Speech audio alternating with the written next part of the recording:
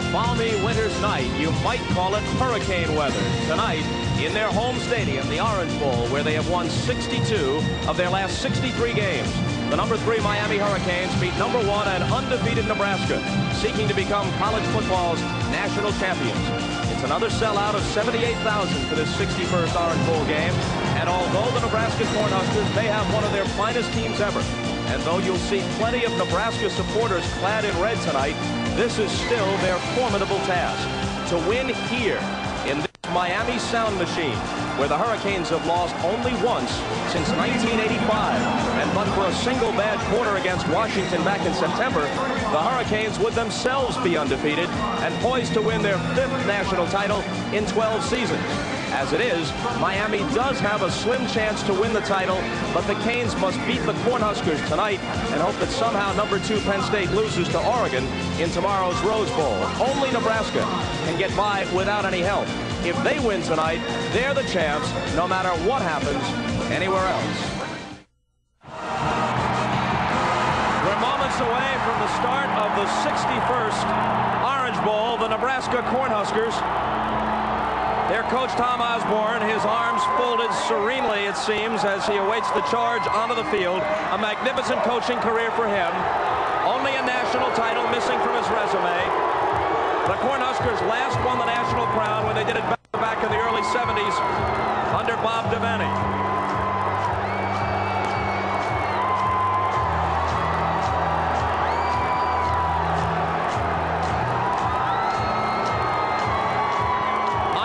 Field, Nebraska would be the clear favorite, as good as Miami is. Here, they are the slimmest of choices. A point, maybe a point and a half prior to kickoff. Tommy Frazier hasn't played since September 24th. Blood clots in his right leg. He's received medical clearance. Brooke Barringer, as you heard John Dockery say, he will play, may very well play in the first quarter. 7-0 in relief. If he had had a few more passing attempts, he would have qualified for a national ranking in passing efficiency, and he would have ranked as high as 7th. And the Miami Hurricanes lost here to Washington as a result of one bad quarter, the 3rd quarter, back in September. Also September 24th, as a matter of fact. That's their only loss on this field since 1985. Dennis Erickson could win his 3rd national title if things break right. It would be his 3rd in a 6-year tenure. He says he's staying. Our Will McDonough says take seriously the talk that he could be headed to Seattle and the Seahawks. For sure you can believe the talk that we're headed upstairs to the booth. And our announcers, Tom Hammond and Chris Collinsworth. Tom. All right, thank you, Bob, and Happy New Year, everybody. You know, Chris, we've heard from the coaches, from the quarterbacks, but there's a matchup in this game I think will be crucial to its outcome. It involves the Nebraska offensive line, led by Zach Wiegert, who is the Outland Trophy winner at right tackle. This is a huge line, bigger than some NFL offensive lines, helping the Cornhuskers to the best rushing attack in the nation, 340 yards a game. But they'll be meeting a Miami defense that is the best in college football, giving up just 220 yards total offense a game. And the strength of the Miami defense is right up front in the person of Warren Sapp, the Lombardi Trophy winner. His coach Dennis Erickson says he can dominate a game much like Hurricane defensive line greats of the past like Russell Maryland and Cortez Kennedy. And he can be pretty aggressive too. I thought he was going to come after you when you asked him if Nebraska could run the ball on Miami. Yeah, when you stood up to run, I think you actually scared him back in his seat, and I want to thank you for that. But it's interesting, we were talking to Zach Wiegert, the great offensive lineman from Nebraska. He said, you know, we just want to play a physical football game with these guys. Get our body on them, try and push them around, find out who the better man is. And this is a great team to do it against the Miami Hurricanes. They'll just sit there in that 4-3 defense. They're not going to run. They're not going to hide. It'll be one of those matchups. We'll find out who the better man is. Now, there's one other unit we haven't mentioned, and we should. The Nebraska defense, highly rated, and a different Nebraska defense than we've seen in the past. Absolutely. This is a defense built around speed, especially at the cornerback position. These guys in the past, especially last year against FSU in that Orange Bowl game, proved that they can go against the very best receivers in the country. And even when they got off the line of scrimmage, Baron Miles and Tyrone Williams able to stay right with these guys. We expect that same kind of matchup this evening. And there is a look at Dennis Erickson. He says that he will listen to potential NFL offers after this game. And Tom Osbourne, 3 times He has played for a national championship. How many more times will he have the chance? Miami wins the toss, defers to the second half. Nebraska will receive for the national title.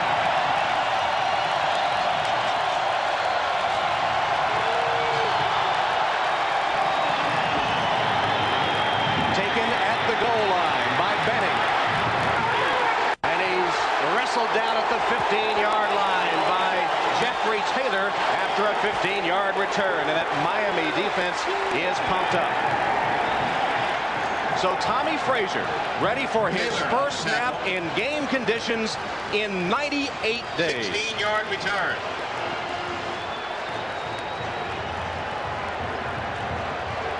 There was a Miami player shaken up, Kevin Brinkworth. First and 10, Nebraska. On the Nebraska sideline. Backup quarterback Brooke Behringer. He was disappointed he didn't start the game. Tom Osbourne's decision, but he says he knows he'll play and play well.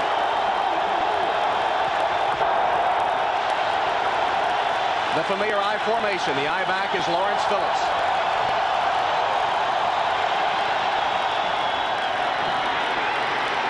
Phillips, a gain of 5 to the 20-yard line. Let's take a look at the starting offensive lineup now for Nebraska. This could be the best Nebraska offensive line ever in a last-minute switch. Wilkes goes to right guard. All-American Brendan Stye takes over at left guard opposite Warren Sapp. Frazier, MVP last year's Orange Bowl. Phillips rushed for 1,700 yards, third in the nation. Muhammad, the top receiver. Frazier may be changing the play and calls timeout. Is that rustiness on the part of quarterback Tommy Frazier? Some confusion, Chris. Yeah, Tom, so much emotion to start this game, and for Tommy Frazier, it's almost like the beginning of the season. Here's a guy that has not played since early this ball in the season, about 4 weeks into it. But this is a Nebraska offense that I feel like really has to prove something. That when they played here the last couple of times in the Orange Bowl 6 years ago, they were held to just 3 points and 135 yards of total offense. That's still the lowest total offense that a Tom Osbourne team has ever had in his 22 years. 3 years ago in the Orange Bowl against Miami, the Huskers were shut out for the first time in 18 years and only 171 yards, and that one the second lowest output for a Tom Osbourne team. So this is a football team, and this is an offense from Nebraska that really has to be able to prove that they can do anything against this Miami defense. While we have a moment, let's set the starting defensive unit for the Hurricanes. #1 defense in the nation, and Holmes could be the next Cane defensive star. Sapp has a year of eligibility left, but he could turn pro. Linebacker Lewis had 152 tackles, third highest Miami total ever. And All-American C.J. Richardson leads the secondary. I don't know if the crowd noise at this end of the stadium might have bothered Nebraska. They practiced here all week with the speakers blaring at full volume, but they had to burn a timeout. Second down play. The up back, Schlesinger, got only a couple of yards before Ray Lewis, the middle linebacker and leading tackler for the Canes, made the stop. It'll bring up third down. I was talking to Greg McMackin, the defensive coordinator for Miami, just before the ball game, and he said we are going to force Tommy Frazier to throw the football. We are going to find out if, in fact, he can beat us throwing the football. We're going to line up and play the run on every snap of the ball until he proves he can throw it against us. 3 wide receiver formation on 3rd and 3. Muhammad, Holbein, and Ball, the wide receivers. Holbein in motion. Frazier still has it, a play-action pass. Plenty of time. He rifles it incomplete. 2 wide for the diving Brendan Holbein, and Nebraska will have to punt on its first possession. Intended for Holbein. Looked like Tommy Frazier had a chance to hit Holbein. He tried to throw a line shot to him instead of just letting a little air under it so that Holbein could run underneath it. At least so far, Greg McMackin's strategy is paying off. First down, second down runs. Try and throw it on third down. That's Jamie German awaiting the Darren Erstad punt. End over end, and not a very high kick. Takes a bounce and is down at about the 42-yard line. Only a 36-yard punt. excellent field position for the Hurricanes on their first possession. So Frank Costa getting some last-minute instructions before he leads this Hurricane offensive unit. We're not used to the offensive unit of the Hurricanes being inconsistent as this one has been, but they are capable of some big numbers.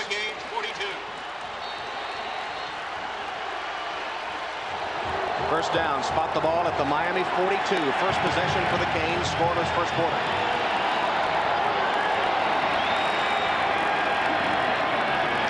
Costa straight back, first down pass, incomplete, short hopped. His intended receiver, Jonathan Harris. Costa pass is incomplete. Intended for Harris. So Costa perhaps a little jittery. And there really was the key matchup, Tom. Jonathan Harris, they feel like they don't have any safety on the Nebraska defense that can cover Jonathan Harris. They have fine corners on the outside, but Miami really feels that if they can get Jonathan Harris matched up on Veland or Ed Stewart or one of the linebackers, they'll win that battle every time. 3 wide receiver formation, 2nd and 10. Hand off to Stewart. James Stewart crosses the 45 to about the 47-yard line, where he is stopped by Veland. Miami lines up this way offensively. That offensive line keyed by unanimous All-Big East center Casey Jones. The line positions vary according to formation. Weak side away from the tight end, strong side with the tight end. Costa passed for 2,400 yards this season. Stewart the top rusher, Chris T. Jones leading receiver. It's a 5 wide receiver formation here. This is a situation Nebraska in the past has shown blitz. From the gun. Costa's pass complete to Tellison. Knocked out of bounds in Nebraska territory at the 43 by linebacker Ed Stewart. There's that running back on linebacker matchup again. Good for 9 yards. Anytime you're trying to play safeties and outside linebackers against wide receivers, a very difficult matchup. Ed Stewart is an outside linebacker. Now, he's a former defensive back. They feel like that they can cover people inside, but one of the reasons that Stewart was moved to linebacker was his inability to play man-to-man coverage. He is going to be under the gun all night tonight. First down, Miami. Costa. Wide open. Pass taken by Chris T. Jones for a gain of about 7 yards before Baron Miles recovers to knock him out of bounds. This Nebraska defense ranks 2nd to Miami in scoring defense nationally. Christian Peter leads the team with 7 sacks. Connolly has 6.5. Keneally, senior weak side linebacker Ed Stewart, we've talked about him. He does lead the Huskers in tackles. And cornerback Baron Miles, who made that last hit, had 5 interceptions to lead the Big 8 conference. 2nd and 3. 3 wides, bottom of the screen. Tellison in the slot. Flags down. It looked like maybe Ricky Perry. Penalty flags are down. Might have come a little prematurely across the line. Let's see. One thing I never did on the football field, take my helmet off, especially when a fight was starting. I usually notice you going the other way when that fight started. Dead ball, false start, offense, 5-yard penalty, 2nd down. Penalty is false start. Nebraska was setting up to come with a blitz. Number 32, Ed Stewart, started to move in there. And they were in man coverage. I'll tell you one thing for this Nebraska defense, they're not afraid. They've been playing man coverage throughout the start of this game. This is a Big Ten officiating crew tonight. Ron Winter, the referee, a professor at Western Michigan University from Kalamazoo. Now 2nd and 8.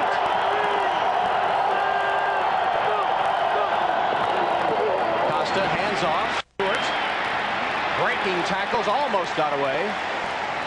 Gains 4 or 5 yards before he's taken down by Dumas and Veland. Here is James Stewart, number 1 rusher, 724 yards on the season, averaging nearly 5 yards a carry. Made 2nd team All-Big East. Boy, what a body he has. 6'3", 245, runs a 4.4.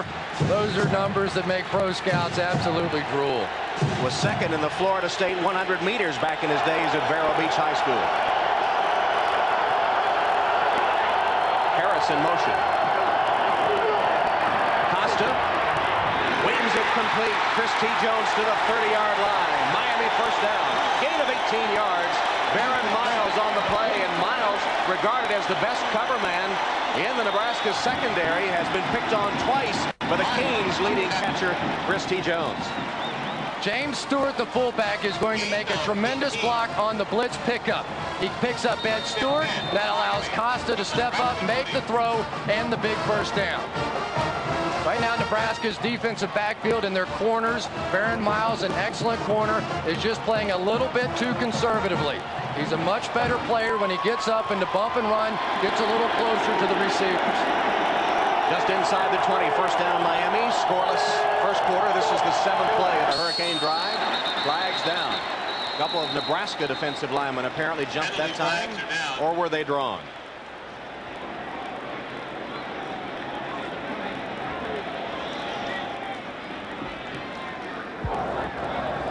Offside. Defense. 5-yard penalty. First down. Penalty is offside against Nebraska. Hard count by Costa. And Tom, this game really is starting off in a horrible way for Tom Osbourne. They go 3 and out on their first offensive series, and now their defense is on the field, one of the best defenses in the nation, and Miami is taking the ball and moving it right down the field against them. 1st and 5 for the Canes, just inside the 15. Frank Costa has hit 3 of his first 4 passes. Number 5 coming up. Hit as he released it, and it will sail out of bounds incomplete. Pressure on him that time from Phil Ellis, a blitzing linebacker. Pass intended for A.C. Tellison. Frank Costa told us the other day that he knew he was going to get hit in this game. You can't spread your receivers out this wide and not take a couple of shots. He said, but for every time I get hit, I also know we have the potential for a big play. There's Phil Ellis, the man that anchors this Nebraska defense that has just been terrific this year. Opponents inside the 20 this season.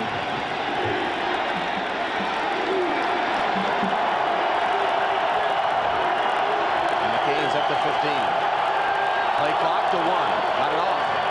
Stewart can't get outside. Dropped for a loss by the Nebraska defense, led by Tony Veland, the safety, who came up in a hurry for run support.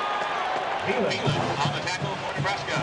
Tony Veland, a former quarterback who's really had so many injuries in his career, to the collarbone, to the knee. He's still not running 100%. Didn't even play safety until the fall practice this year, but he has been a dynamic force. Their coaches tell me that next year, when his speed gets back to 100% and that knee is feeling good again, he will unquestionably be a pro prospect. The junior from Omaha actually was the #1 quarterback at one point in Nebraska before switching over to the D.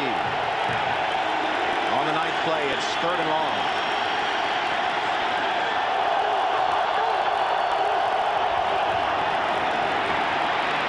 A crossing pattern complete to Jones. Flag down as Chris T. Jones is all the way to the 8-yard line. If it stands, it'll be enough for a first down. Veland and Moss, the safeties, tackling Jones after making his 3rd reception if it stands. It will not. On the tackle for Nebraska. Flags are down.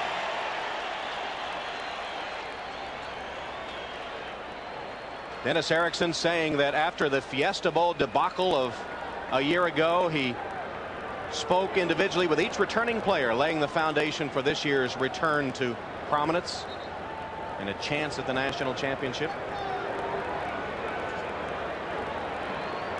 He has said he's staying at Miami, but told us he would listen to other offers after this bowl game. That's it. Offense. A 15-yard penalty. Repeat 3rd down.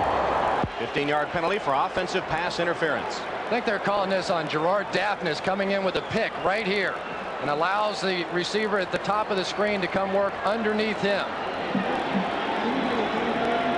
Don't really agree with the call. I don't think that was in any way an intentional pick. It was basically his own defense. There is nobody to pick. Ball is against Miami. Well, the call did go against the Canes, and it puts the ball back at the 34-yard line. Now 3rd and 24.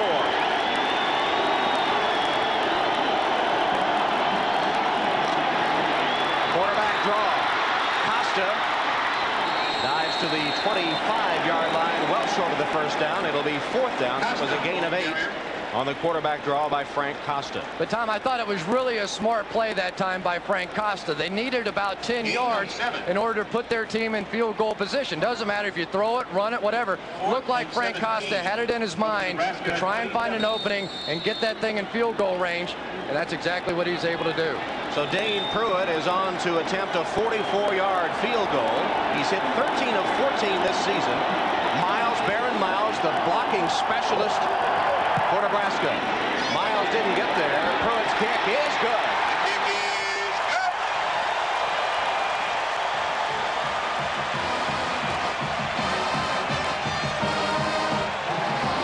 Dane Pruitt with a 44-yard field goal, capping Miami's first possession of the game.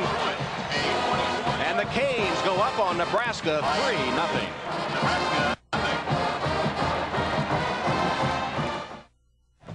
Welcome back to the FedEx Orange Bowl, where Miami coach Dennis Erickson continued to argue with the officials over the offensive interference call that kept him from having a 1st and goal and eventually made him settle for the field goal instead. 7:54 left in the opening quarter, 3-0 Miami. That was Pruitt's longest field goal of the year, his previous long 38, that one from 44. Pruitt with the kickoff. Taken by Benning. With a good return as a late flag comes flying. He's stopped just short of the 25-yard line by Earl Little.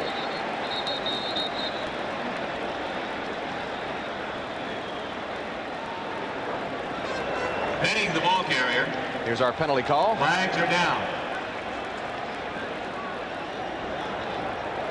Against Nebraska. So poor field position once again for the Cornhuskers. It cost them on their first possession. They went 3 and out. The punt only traveled to the 42-yard line of Miami, where they took over, and with a 10-play, 5.5-minute drive, got a field goal. Holding on the return kick, penalized the foul. First down. Timeout. So Nebraska backed up deep for Tommy Frazier. He'll try to get it out of there when we come back.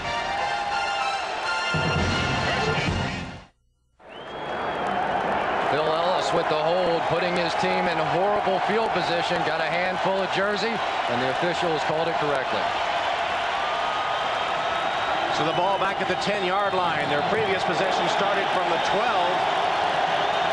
Poor field position for the Huskers. 2 tight end formation here. Frazier swings the pass complete to Phillips. Phillips puts on a couple of moves, bangs across the 15 to the 16-yard line, where he's hit by Davis and Richardson. Let's go on the sideline, visit him with John Dockery. Doc, what do you have? Hi, Tom. Just the noise is deafening down here, and it definitely is bothering Nebraska. It wasn't to burn a timeout on that first series. I talked to Tom Osbourne before the game, and yeah, he said they tried to assimilate it, but you know it's tough to assimilate 70,000 people. He said if it got too loud, that they just would not audibilize, but they've given Frazier a few signals to his wide receivers, but if it's too much, they just won't audibilize. Second down play. Phillips, nice run. That'll be a Nebraska first down, their initial first down of the game. Phillips first on a pass, then on a run, gets the Nebraska first down. Wilson and Richardson the tackle. A trap block that just barely got there against Kenny Holmes. Nice job of running inside by Lawrence Phillips. He allowed that trap to take place and then just sort of slide through to pick up the first down. There's a look at Phillips. John Dockery was talking about the crowd noise. We went to Nebraska practice earlier in the week, and we were outside the practice arena with the speakers blaring to simulate crowd noise. We couldn't even talk. Nice cut up by Phillips. Miami pursuit recovers, still a gain of about 5 before Davis and Lewis converge on Lawrence Phillips. Well, Tommy Frazier at quarterback for the first time in game situations in 98 days. He was a Heisman candidate when the season began, but on September 25th, after swelling and soreness in his knee, a blood clot was discovered. He was treated with anticoagulant drugs, which dissolved the clot. But then he went back to the hospital for a checkup, and they found a vein close to the skin was irritating an artery. So he underwent surgery to tie off that irritant vein, and is back able to play tonight off the blood-thinning drugs, though he will go back on them as soon as this game is over. Phillips.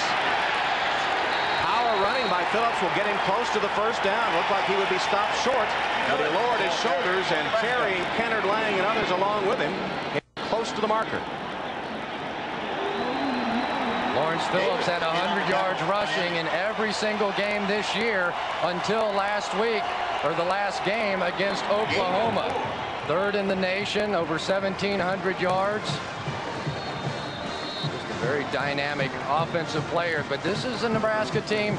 They have to get the running game going, and Tom Osbourne knows it. One thing I did like that Tom Osbourne did is he came out on that first down play to start this drive and threw it, and now Miami's playing a little guessing game. It was a first down run. Here's the option. Frazier with a keep. He's to the 40-yard line. So Frazier on the first option play keeps the ball. James Burgess tackles him after a gain of about 8 yards. Brooke Behringer looking on from the sideline. We asked Tommy Frazier whether or not he would be looking over his shoulder and feeling the pressure that if he didn't get something done immediately that he would be out of the ball game. He said absolutely not. I've just got to go out there and do what I do best. If it's not good enough, I'll just take a seat on the bench. Tommy Frazier from Bradenton, Florida. A lot of family members here to see him play tonight. Childs with his first carry of the game. Stopped by Ray Lewis and stopped after a gain of only a yard or so. It was interesting in talking with Tommy Frazier and all the problems that he had as you take a look at Ray Lewis. Tommy Frazier said the most frustrating time that he had was in the hospital.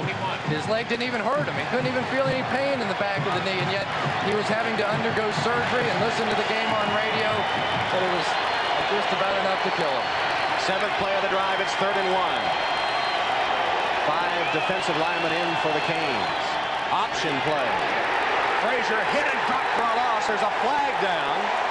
Frazier hit back at the 35-yard line by linebacker Corwin Francis, the senior from LaPorte, Texas.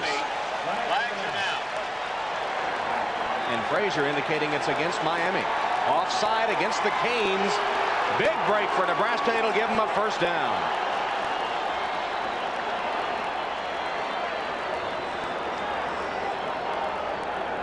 Looked to me like Miami just lined up off sides. There really wasn't any movement. Well, they sent Baraka short onto the field at the last minute, and I don't think he ever really got set. He just came in at the very last moment, and as you said, perhaps lined up in the neutral zone. Good drive, though, being put together by Tommy Frazier in this Nebraska offense. Really needed a boost of confidence.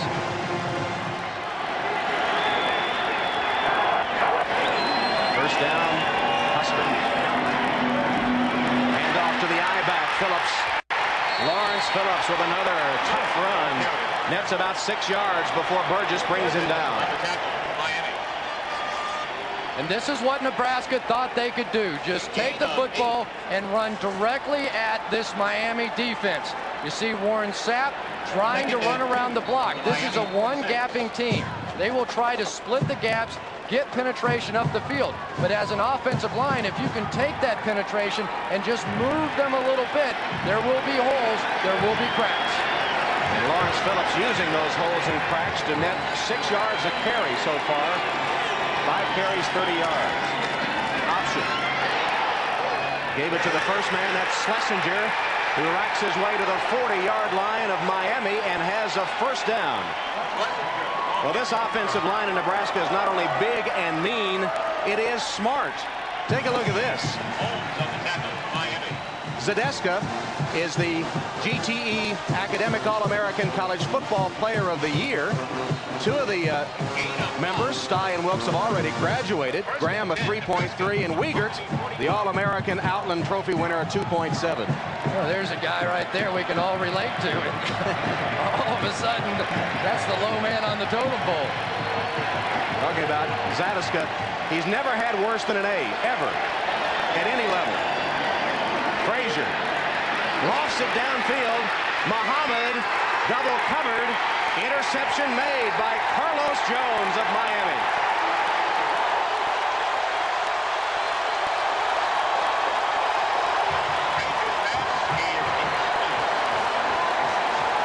You're not going to run by Carlos Jones. He's the fastest player on this team, and it was his interception against FSU that put the game away. It looked for a moment like Abdul Muhammad was going to be open, and now watch Carlos Jones turn on the Jets and just simply go over the top. He has not been beaten deep the entire season for the Miami Hurricanes. Frazier threw it right into double coverage that time. First and 10 for Miami from their own 3-yard line. As he throws his third interception of the season.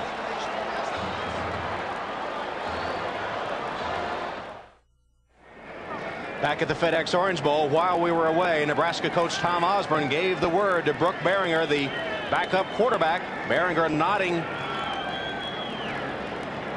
and then going to the ball bag. So it looks like the Huskers are going to the pen. Behringer will be on the next time they have the ball. In the meantime, Miami backed up to the 3 after the interception. They come with a 2 tight end formation to try to bang it out of there, leading 3-0.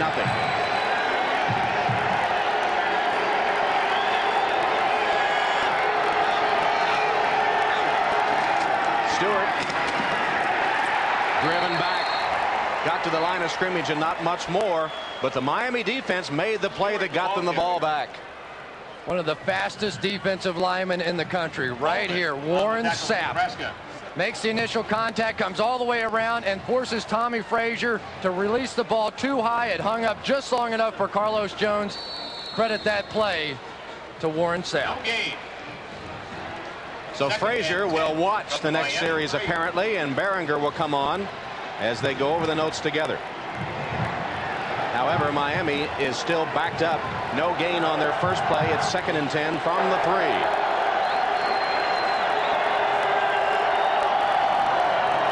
Costa with play action. And the pass caught. Jamie German with a Miami first down, a gain of 17 to the 20. And once again, Baron Miles victimized by Costa. Jamie German, one of the fastest players on this Miami team. Baron Miles, a terrific defensive back, but doesn't have great speed. And this is about as far off as I've seen him play throughout the course of this year, showing a lot of respect for these Miami receivers. And as long as Baron Miles continues to back up in that way, they will continue to pick on him. Baron Miles, as Behringer warms up, has 3 times been victimized as we come inside the minute 30 mark, first quarter. Costa going deep. And the pass is caught by Tellison. A.C. Tellison all the way to the 35-yard line of the Cornhuskers. A gain of 44 yards. Costa to Tellison.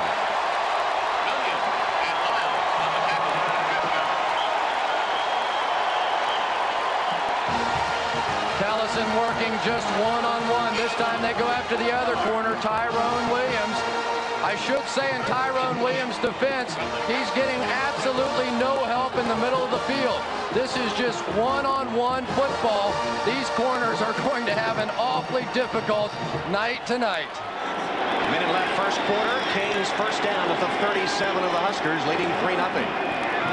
Stewart twisting, turning to the 35-yard line. Gain of 2. Tackle by Ed Stewart. Miami. A corner's nightmare. When you start bringing these safeties up to the line of scrimmage to help against the run, now you're left on a complete island on the outside, one-on-one against the speedy Miami receivers. Nebraska 35. Boy, oh boy, are they putting those guys in a tough position. And it's Erickson telling us they were going to look for Tellison at times when they brought the safeties up, usually from a slot position. And it paid off for 44 yards. 2nd and 8. Closing seconds, first quarter. Quick drop. Costa swings it complete. Jones to the 15. Jones for the touchdown.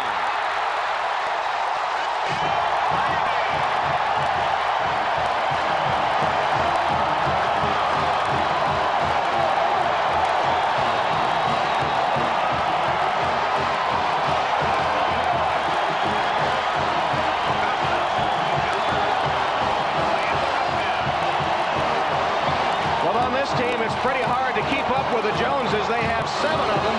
That was Trent Jones that just took it 35 yards from Costa for the score.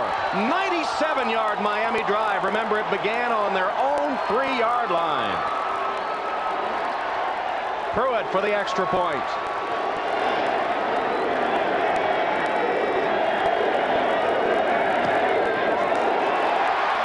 It's good.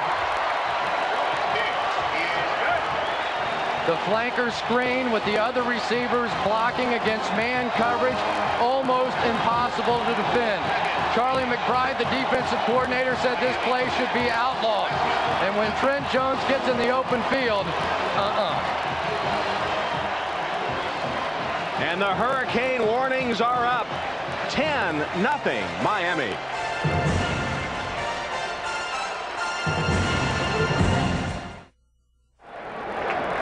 Ed Stewart with the mistake. He's getting coached now on the sideline. He looked back into the backfield for Frank Costa, lost his man for just a moment, and simply could not catch up. Stewart right here will look back, and it was just that split second that allowed Trent Jones to swing out away from him and make the touchdown. And Stewart continues to get instruction on the sideline as Dane Pruitt set to kick off for Miami. Just 4 seconds left in the first quarter, a quarter dominated by the Hurricanes. Picked up on the hop by Benning. Down the lane for a moment, got it to the 30-yard line before Earl Little made the stop. A 23-yard return. An ominous beginning for the Nebraska Cornhuskers and Tom Osbourne. Frazier out, Behringer in when we come back to the FedEx Orange Bowl.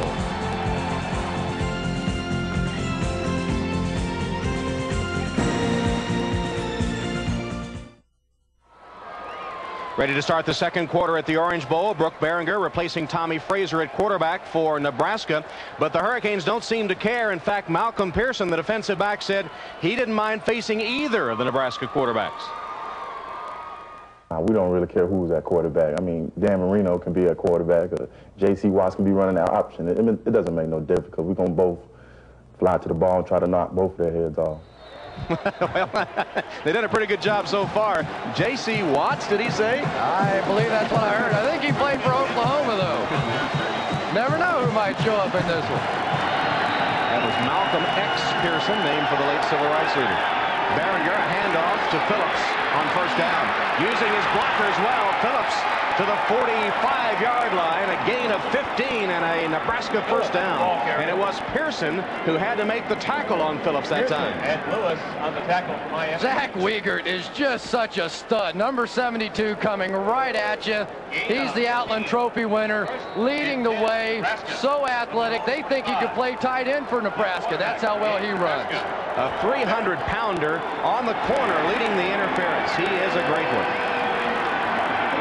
Senior from Fremont, Nebraska. Not much as they get only a yard or so on the ground from Phillips that time with Johnson and Francis. Well, Wiegert, 300 pounds, and he does love to hit people. He loves something else. He loves to eat. This is a sample. This man should go to dinner with you. That would be a serious competition. They do go at it pretty good. They have spaghetti and steaks and chicken and salad and grape nuts and orange juice. And this is just one meal. This is not all day. This is one meal. No food is safe around that man. 2nd and 9. Huskers trailing 10-0 and Behringer changing the play. It's the option. Behringer got only a couple of yards. Ray Lewis was ready for it.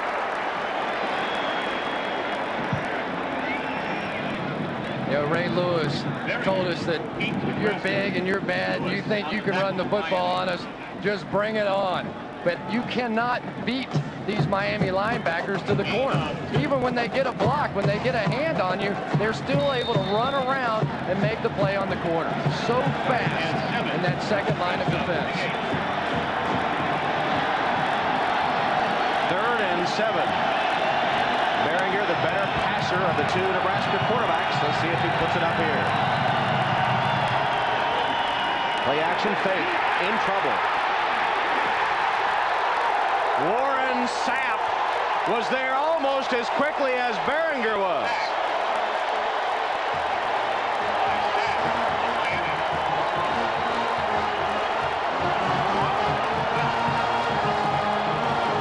How do you practice to play against this guy? There's nobody on the scout squad that can do this. Number 76, he's going to be held, he's going to be pushed. You're going to grab one toe. That was a tackle by one toe. Warren Sapp, a phenomenal athlete. Where do you see him in the draft next year? Probably top 5. Erstad's punt. German says stay away from it. It takes a good Nebraska bounce. An excellent Nebraska bounce. Inside the 10, all the way down to the 9-yard line. But remember, the last time Miami had the ball, they went 97 yards. That punt covered 54. Sapp and company on top by 10. Punt of 54 yards by Nebraska. Hovering over the Orange Bowl tonight, one of the most enduring symbols of collegiate athletics, the Goodyear blimp, in its 70th year of operation. Warren Sapp telling the guys how he did it. I bet you could pull the blimp out of the sky. Or scare it out of the sky. I tell you what, he is tremendous. Just so athletic. Total yard advantage for the Canes.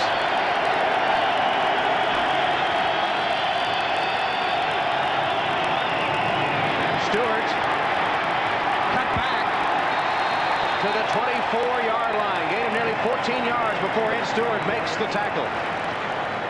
Tom, they're just having their way with this Nebraska defense. This defense is too good to be blown out the way that they are. Just running the football at will, throwing the football at will. And for Tom Osbourne, who is desperately trying to win that first national championship, this just has to be a horrible sight. James Stewart from Vero Beach, Florida, used to go over to Dodger Town, the Los Angeles Dodgers training complex as a youth. Football was always his game, though. Costa going down the sideline for Tellison, who can't hold on. There's a flag down. It may be another offensive interference call. It looked like Tellison pushed off on Kareem Moss. And he's hurt. Might be hurt. I agree with your initial assessment, though, Tom. It did look like Tellison turned around and pushed off just as the ball was arriving.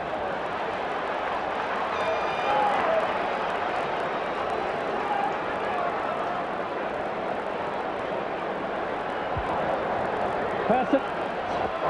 Offense. Penalized half the distance from the previous spot. First. Call is offensive pass interference against Miami. Just before the ball got there, Tellison with a push. Great call by the officials. Good position there by Kareem Moss. To the face, too. That's not too difficult to call. Tellison, the worse for wear after that, holding his left arm and elbow, perhaps, maybe even the shoulder. And Tom, one of the significant things about his being injured is that he's the hot receiver. He's the guy that is supposed to make the reads if Nebraska comes with blitzes. So this may be a difficult situation game plan wise for the Miami coaching staff. Ball back at the 12-yard line.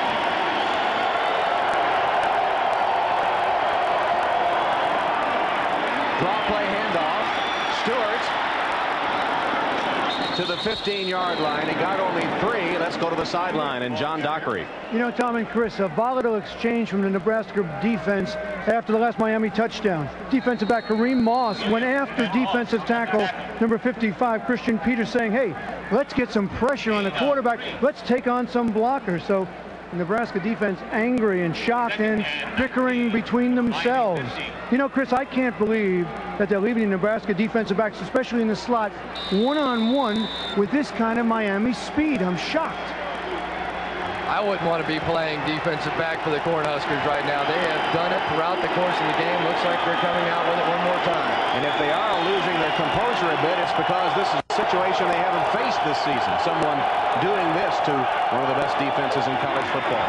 Quick drop. Costa flipped it behind his intended receiver, the tight end, Daphnis. And Tom, that's exactly what I was talking about. Nebraska coming with the blitz, Frank Costa having to throw a hot, and it was not successful. Now let's see whether or not Charlie McBride, the defensive coordinator, comes right back with another blitz. That one was successful. Miami looked bad on it. Maybe come right back to it.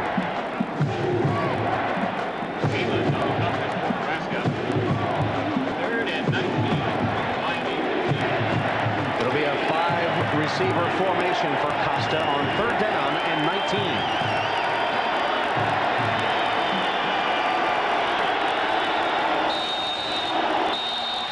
And a flag down before the play can be initiated. Wasn't the play clock, only at 2. Dead ball. False start. Offense. 5-yard penalty.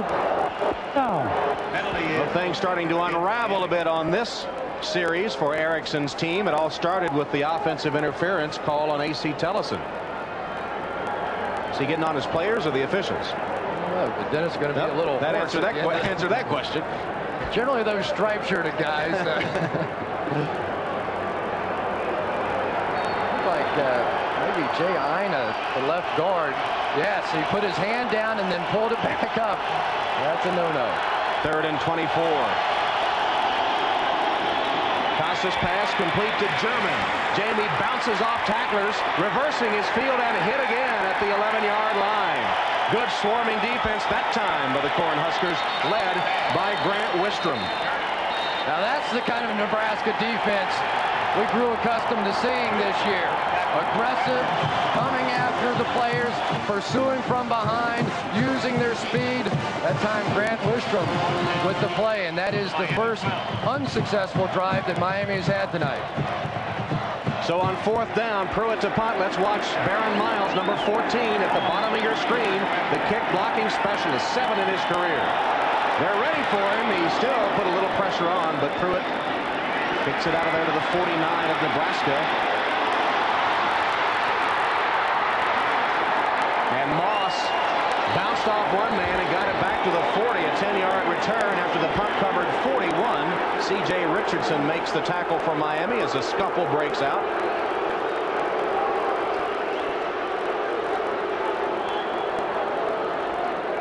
Baron Miles gets plenty of attention regardless of where he lines up. The Nebraska coaching staff says that he's our best punt return man as well. Watch the activity at the end of this play. Booker Pickett will make the hit, lie on top of him, and then a little typical Miami stuff. 10-14 left in the half. It's been all Miami.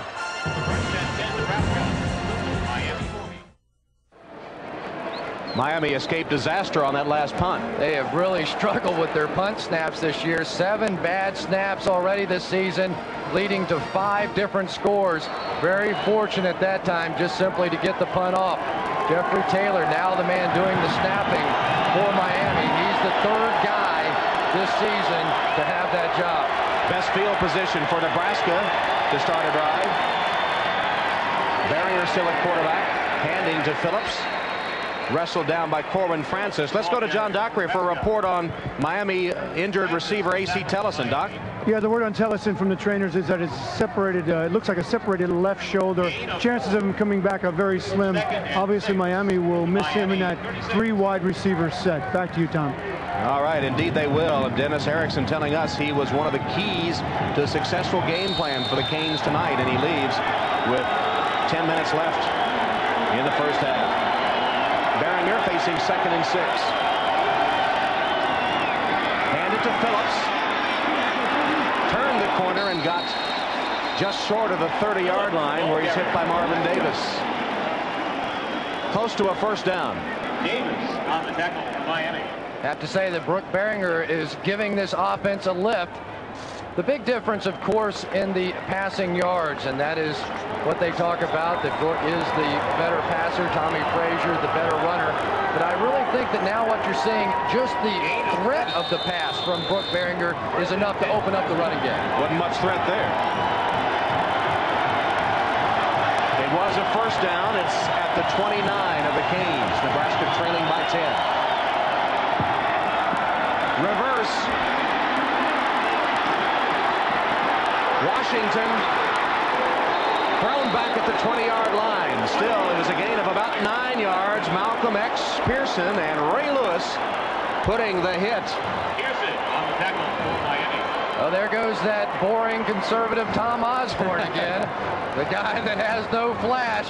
Barely got this play off. Warren Sapp had it read, and then nice blocking down the field. Joe Wilkes, the guy that they were afraid to play against Warren Sapp, got out in front to lead that one. We found something Sapp couldn't do. If you give one of those little guys a 10-yard head start, I don't think you can catch him.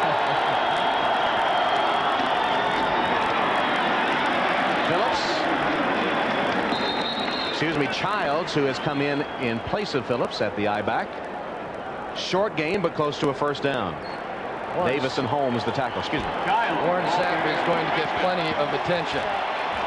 There you have Brendan Stye, who was moved to the left guard position. He has played right guard throughout the course of the season, but when you have that guy, Warren Sapp, playing over the left guard, well, you take one of your better guys and play him at left guard. First down, Nebraska. Ball spotted at the 19 of the Canes. 8 minutes left, first half. 5-man defensive front for Miami. Play action. Behringer rolls, flips, caught, touchdown. Gilman.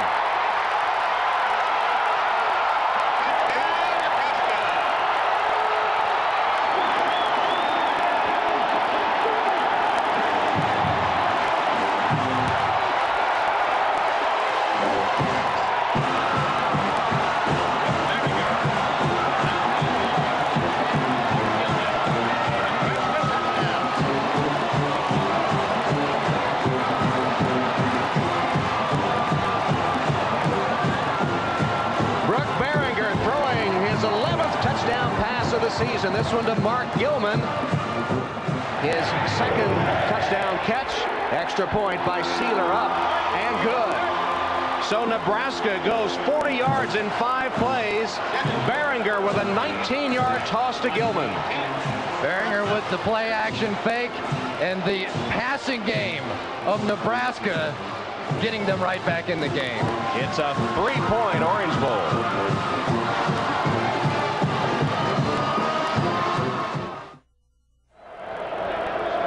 Put in 5 defensive linemen, take out a corner, puts too much pressure on the safety and the defensive backfield. The play action away. A false step that time by Malcolm Pearson. And Mark Gilman wide open for the touchdown. So Brooke Behringer comes off the bench for Tom Osbourne and throws the touchdown pass. And just like that, Nebraska's back in the game. We may have seen the last of the alternating quarterbacks if Behringer keeps playing the way that he has in his 2 series. Erstad booms it out of the end zone. Touchback.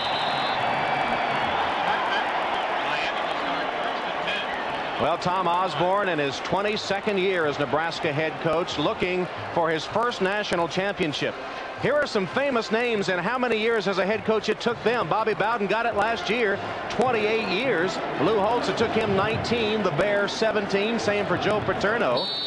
Ara Parsegian at Notre Dame 14. And Dennis Erickson only 8 years for his first national title. You see a lot of Miami names in there. Jimmy Johnson, Dennis Erickson, Howard Schnellenberger. Larry Jones now the lone setback for the Canes, who begin with a first down at their own 20.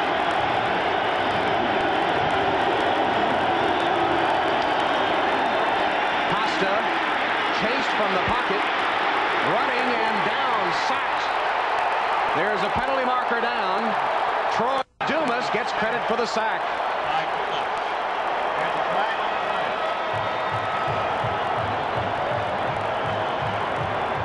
It'll be against Miami. Tom, now we're starting to see the speed of this Nebraska defense take over. They're taking more chances against Dennis Erickson's offense, sending more people now. Offense. Penalties decline. Second down. Already Miami 6 penalties, 52 yards. Nebraska only 1 for 5 yards. This Nebraska offensive line, incredibly, has been called for only 4 holding calls all season long. And the Huskers only 1 penalty. Miami, Erickson already has 6 whistled against him. That one refused after the sack. But other than the FSU game, they have not seen this kind of speed on a defense. The way that Nebraska plays it. Another timeout. Costa not comfortable. Play clock was at 3, as you saw, as Costa called Miami's first timeout. It comes with 7:22 left in the half, and the momentum beginning to swing the other way.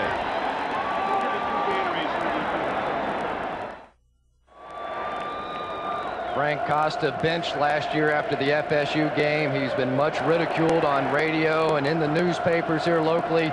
It really got to him a year ago. He actually regressed after the benching. He didn't eat, he couldn't sleep, lost 20 pounds, used to get up in the middle of the night and drive around to try and shake it off. But this year, a different guy, a different story, a much tougher Frank Costa. Grew up in Philadelphia, a Penn State fan of all things. Costa to the sideline. Pass is caught by Christy Jones. He went upstairs and made a great grab. Pretty good coverage by Tyrone Williams, but it goes for 15 yards and a first down. And Tom, at the wide receiver position, they have playmakers at Miami. They have always had playmakers at the wide receiver position. Not a great throw by Frank Costa, but Christy Jones just goes up and makes the play. Knows he's going to get hit in the back. Wobbly pass, still able to pull it down. Playmakers. The senior from West Palm, #1 receiver for the Canes, has 3 catches for 40 yards.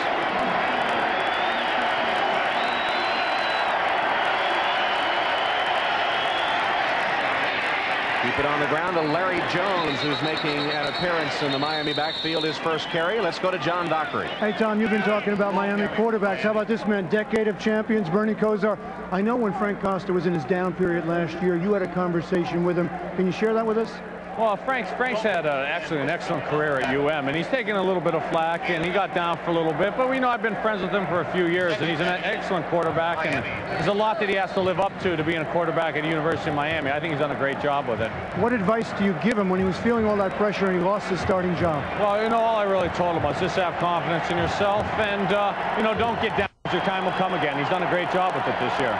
And his time has good to come again. Thank you, Bernie. Here is Costa trying to set up a screen, and it's well covered by Nebraska. There is a flag down.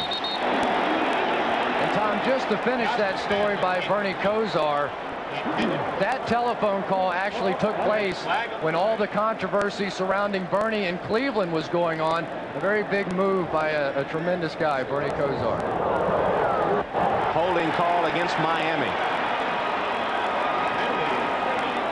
Well, Erickson talked to Frank Costa, and together they decided that Costa would grow that thick skin. He doesn't listen anymore to the criticism, doesn't let it get him down as it did last year. Much better outlook, much better production. When he was home in Philly at Christmas time, all his friends said, "You guys got to beat Nebraska for Penn State, okay?" And he said, "Hey, if we beat Nebraska, we're rooting for Oregon." Still a big fan of Joe Paterno, though. Had tremendous praise for Joe Paterno. Actually might have gone there, except for the fact that Kerry Collins and John Sackett already signed to play with Penn State, and so they made the decision to come to Miami. Wearing a little bit of Orange Bowl sod on this 2nd and 24.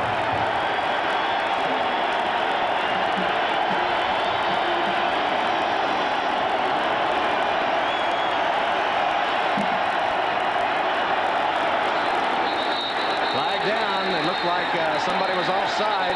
Maybe Cy Tucker, the Miami tight end. Could be a legal procedure against the Hurricanes.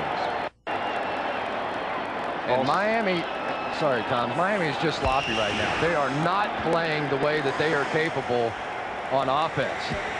Mistake after mistake, and here yet another one. Now 7 penalties, 63 yards against Erickson's team, and only 1 against Nebraska.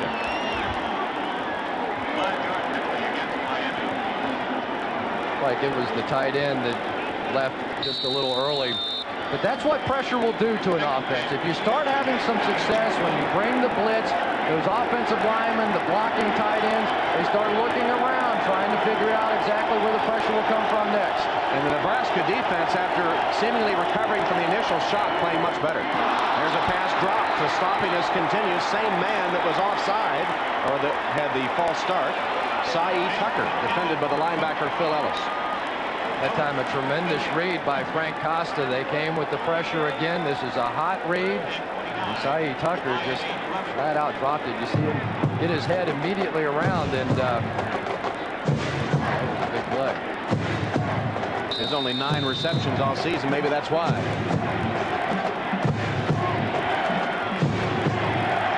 Can't believe it. 3rd and 29. Let's see if Nebraska comes after them. Look for the draw. No blitz. Costa throws it straight up in the air.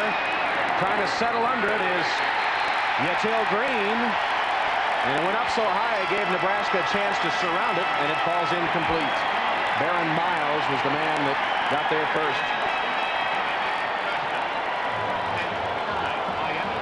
My, how the fortunes have turned here in the 2nd quarter. And Nebraska is going to get great field position to start this drive. 6:11 remaining now until the half. Don't take your eyes off of Baron Miles, number 14 for Nebraska. And watch the snap, too. Good snap. Run away with no problem, but not a very good one. Hits at the Miami 40, takes a good clean bounce. Fumbled for a moment by Moss. And he pays the price as he spun down at the 45-yard line. Punt only covered 39 yards, but Booker Pickett was there to put the hit on Moss. And Nebraska will take over with 6:01 left in the half. Barrier still at quarterback. Cuts up. Pretty good gain on the option. He got 5, maybe 6 yards before he's tackled by Kennard Lang. Then next Sunday in the NFL playoffs in the NFC, the Packers travel to beat the defending Super Bowl champion Cowboys. And then here on NBC, the Miami Dolphins, Dan Marino, will travel west to Jack Murphy Stadium to play the San Diego Chargers, champions in the AFC West. Frank Costa started great. The offense has sputtered the last couple of possessions, and Nebraska's into Miami territory with a 2nd and 4. Very little gain for Clinton Childs that time. He got the handoff and was collapsed by, yes, Warren Sapp, as in sapling, as in tree. I thought Greg McMackin, the defensive coordinator, made a great comment when he said Warren Sapp could play corner for us. He could be out there covering the wide receivers. That's how fast he is. Really reminds you of a couple of guys in Minnesota playing with the Vikings, Henry Thomas and John Randall, with their great speed and quickness.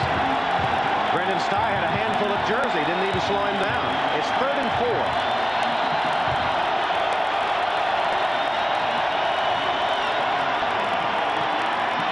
Plenty of time for Barringer. Catch made by Gilman. Fumbled the football. And Miami apparently has it. Was it Rohan Marley? There it is, Marley with the football, number 2. A discussion with the officials. Tom, this is a different rule now in college football, and they're waving it off as incomplete. In college football, it is not enough to just simply have the catch and have 2 feet down. You have to be able to do something conducive to the game. Take a run, take a step. In college football, we talked about it yesterday with the officials. Just getting that 2nd foot down is not enough. This is the correct call in college football. 4th and 6 from Miami 28. So Nebraska will punt. In the NFL, that's a fumble. The correct call made, and we talked to the officials about it just yesterday. Do something common to the game. Tuck it under. Run with the ball. German fumbles the ball, but got it back.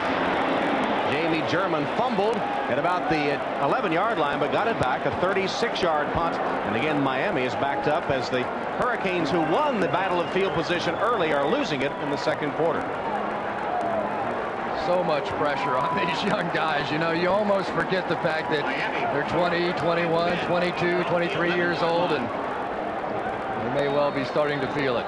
Well, coming up Tuesday, NBC helps you laugh your way into the new year with an all-new episode of Wings, Something Wilder and Frasier, and then a special episode of Friends. Great comedy lineup followed by an all-new Dateline Tuesday night, 8 o'clock, 7 Central on NBC.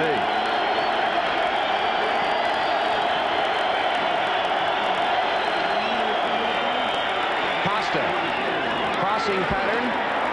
It's complete to the 15 or 16-yard line to Chris T. Jones, and Costa whacked in the end zone. And they are now meeting at the quarterback. No question about the strategy now for the Cornhuskers. They've made the decision. They cannot allow Frank Costa to sit back and try to work it down the field. They would much rather take their chances in man-to-man coverage and allow their big guys to bring the heat. Defensive coordinator of the Cornhuskers, Charlie McBride. I like what he's doing with this defense. From the 17. Stewart breaks free to the outside. Stewart down the sideline, bumped out of bounds, just short of the 40. Baron Miles got over to knock him out, but not until big James Stewart rambled for 21 yards. Tom, I think you've got it the other way around. James Stewart almost knocked out Baron Miles at the end of this play. Huge hole over on the right side. Rick Perry, probably their second best offensive line, with a great pin block, and then little Baron Miles. Oh, boy. James Stewart, it's a wonderful life. The holiday season, I'll accept that. 46 yards already, 3:29 left, first half. Miami leading Nebraska 10-7 in the FedEx Orange Bowl. Costa from the shotgun, rifles it high over Taz Johnson's head and incomplete. Costa's pass intended for Johnson. Dennis Erickson has a 63-8 record since 1989. That's the best record in Division I. Tom Osbourne, 58-11-1. Osbourne ranks as the winningest coach, active coach currently if you go back through his career. But since '89, Erickson among the elite. And still the heat on Dennis Erickson in this town. He says the expectations are simply unreal here. One of the reasons he may depart for the NFL. Costa hit as he threw it. It sails incomplete over the head of Trent Jones. Dwayne Harris was the man that popped Costa that time, and he's taking a beating. Miles on the coverage. And it's just like a heavyweight championship fight. You just want to keep pounding the quarterback. Nice inside move there by Dwayne Harris. And eventually those hits all begin to take their tolls. This is the play before. Bang. Almost every play, he's taken a solid hit. And almost every play by a different guy. And his production has fallen dramatically. Costa got away, and his man dropped the ball. Marcus Wimberly had a first down and dropped the football. And Marcus Wimberly would not be in the game but for the injury to A.C. Tellison. We saw earlier Chris T. Jones, the older receiver, make that type of play. And Frank Costa knows that he has to have his guys make those sort of plays. I think Warren Sapp wants this one. I might avoid him when I go to the sideline if I'm Wimberly. Fair catch called at the 25-yard line and taken by Moss, a 37-yard punt. Here's a fight and a flag. A couple of players, I know Antonio Coley of Miami and Eric Stokes of Nebraska were going at it.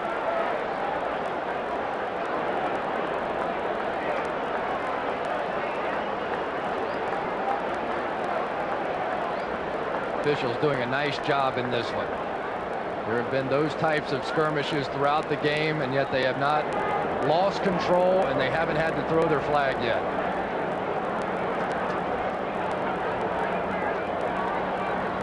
Looks like there might be one here, though. The offsetting dead ball personal fouls, as indicated by Ron Winter. A personal foul against Miami. Sapp for one, can't believe it. Foul against Nebraska. Well, Miami's 7 penalties, 6 have been on the Hurricane offense. Nebraska still has had only a 1 accepted penalty. Orange Bowl record, as Coley gets a lecture from the coaches. Orange Bowl record 17 penalties by Tennessee back in 1939.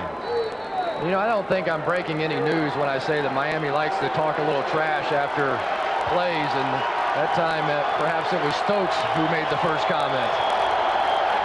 Nebraska takes over, first down at their own 25, trailing by 3. Fake the reverse. Behringer got away a second time and will run. Behringer out of bounds, made a gain of it of about 7 yards to the 32, where Corbin Francis makes sure he goes out of bounds. Maybe the play of the game so far right there by Brooke Behringer.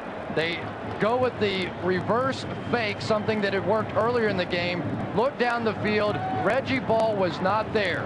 There's the flak jacket that he's having to wear because of the collapsed lung that he suffered earlier this season. Behringer, born in Scottsbluff, Nebraska, but grew up in Kansas, a Colorado fan. What a difference he's made for the Cornhuskers this season. Pitch it to Benning. Benning has a Nebraska first down. Damon Benning, sophomore from Omaha, 4th leading rusher for the Cornhuskers. We told you that Behringer grew up in Kansas. 2 sisters went to Kansas State. He was a Colorado fan. There are his 2 sisters, and in the middle in the blue, Jan Behringer, Brooke Behringer's mother. His dad is deceased, but Jan on hand with Brooke's 2 sisters. And Brooke Behringer said that his mom got so nervous before his Colorado start. Said it wasn't just the day of. It was like 3 or 4 days in advance. He did his best to calm her down, but nothing seemed to work. You talk about nervous around Brooke. I got a better story than that in a moment. Handoff again to Benning. Benning with some daylight. Upended after a gain of 9. C.J. Richardson upending Damon Benning. Richardson, tackle for Miami. Seen a lot of misdirection so far out of Nebraska.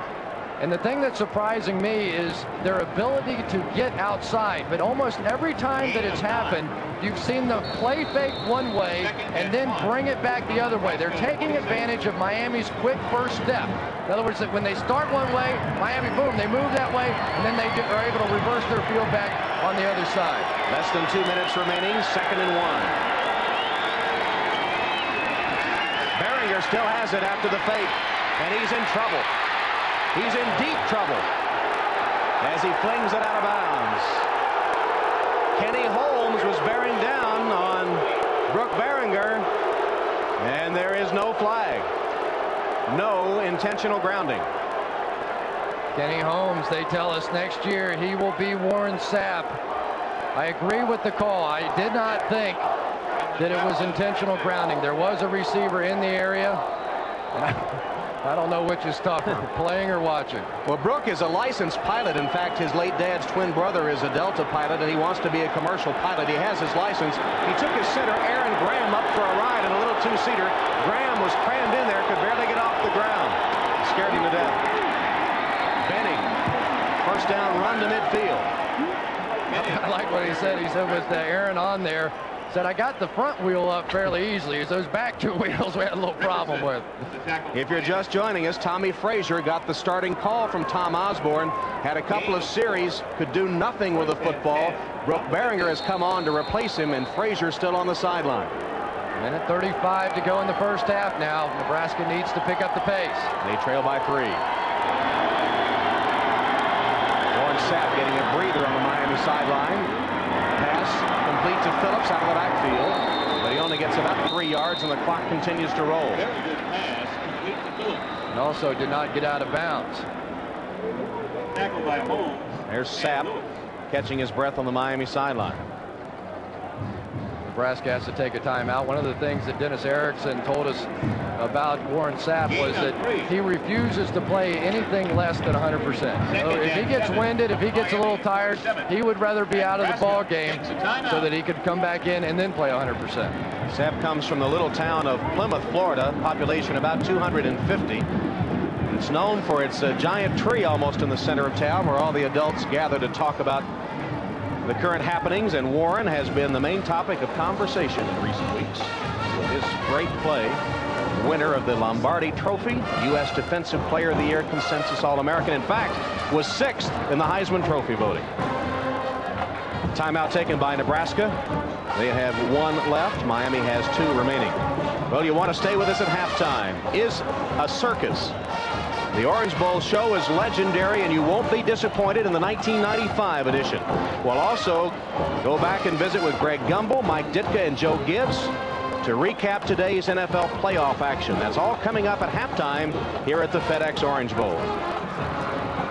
Warren Sapp back out on the field now for the final minute 16. And Tom, at halftime, they have a human cannonball act. They're going to shoot this sucker all the way across the field. They're not coming up here looking for volunteers or draftees, are they? Oh, my goodness.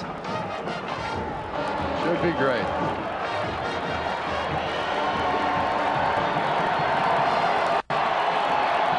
The venerable Orange Bowl. The stadium, the home of the Miami Hurricanes. Nebraska trying to beat them on their home field and win the national championship. The shovel pass. Warren Sapp said, no, no. Put a big paw on the back of the pads and just pulled down Lawrence Phillips for a loss of 1. Lawrence Phillips weighs 200 pounds. Warren Sapp tackled him with just a couple of fingers. That's all you need. Just I got 2 or 3 fingers on him and just yank him down. And Warren Sapp completely dominated the game against Florida State. Dennis Erickson said he's never seen a player dominate a game like that, and at least thus far he's doing the same thing against Nebraska. Much the way Jerome Brown, Cortez Kennedy, Russell Maryland have done for the Canes. Setting up a screen that goes awry because one of the Canes was right in the middle of it. Phillips, the intended receiver, and if you had to take a guess, who would you guess might be disrupting the play?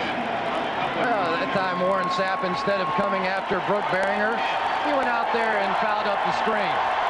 Brilliant, masterful performance so far by Warren Sapp.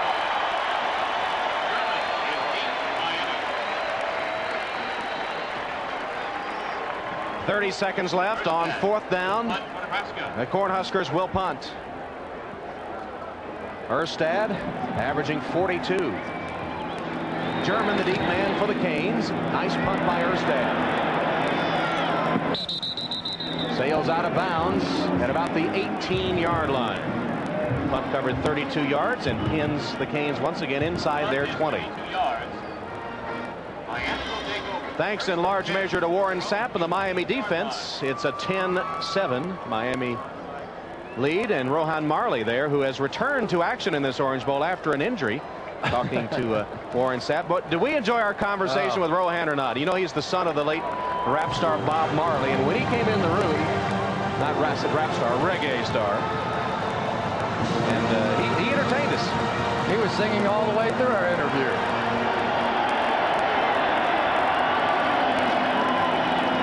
Ferguson in the game. Gets the call and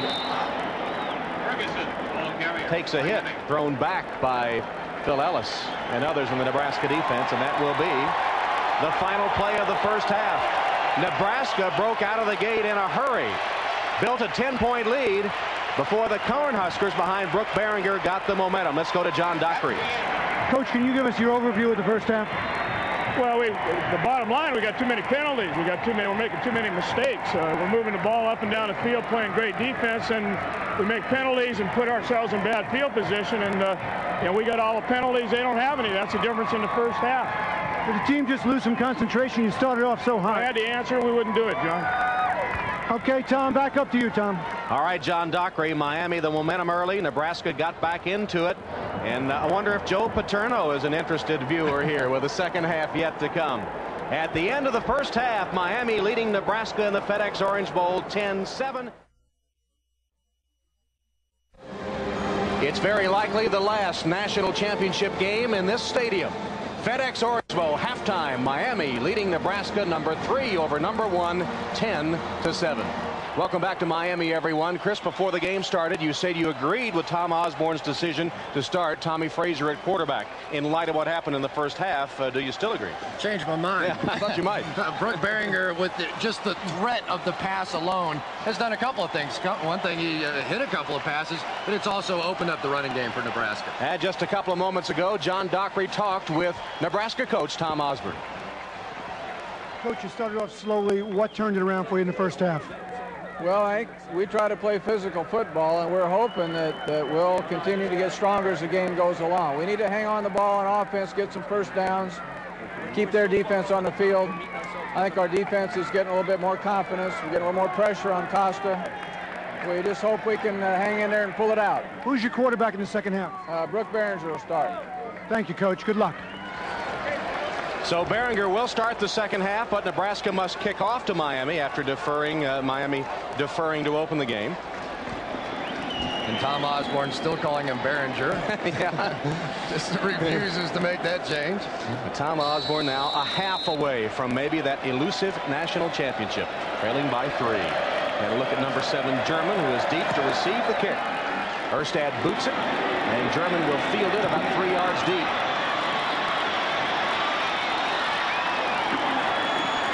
Shipman, actually, and not German. They caught it. Shipman with a 23-yard return.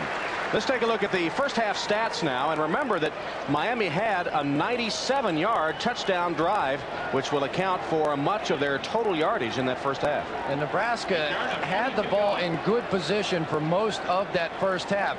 Miami was an offense of big plays, over half their yards coming on 3 big plays.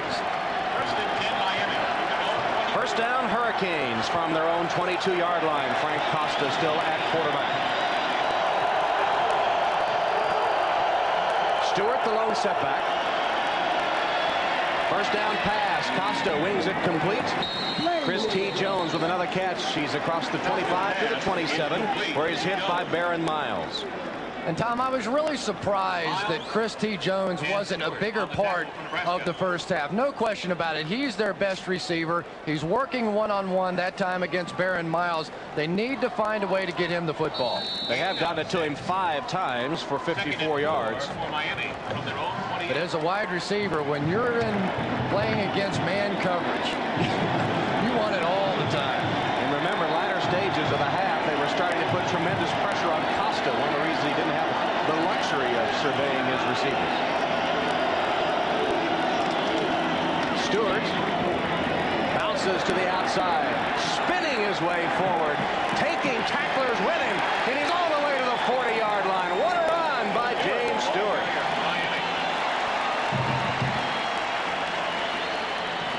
But he refuses to classify himself as a fullback, despite being 245 pounds. We asked him, wouldn't you like to just take it against this smaller Nebraska defense and just pound it in there time after time? He said, no. He said, that wears on your body. I don't need any of that.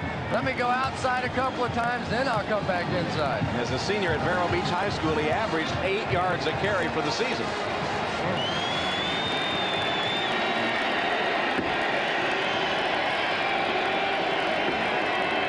First down pass.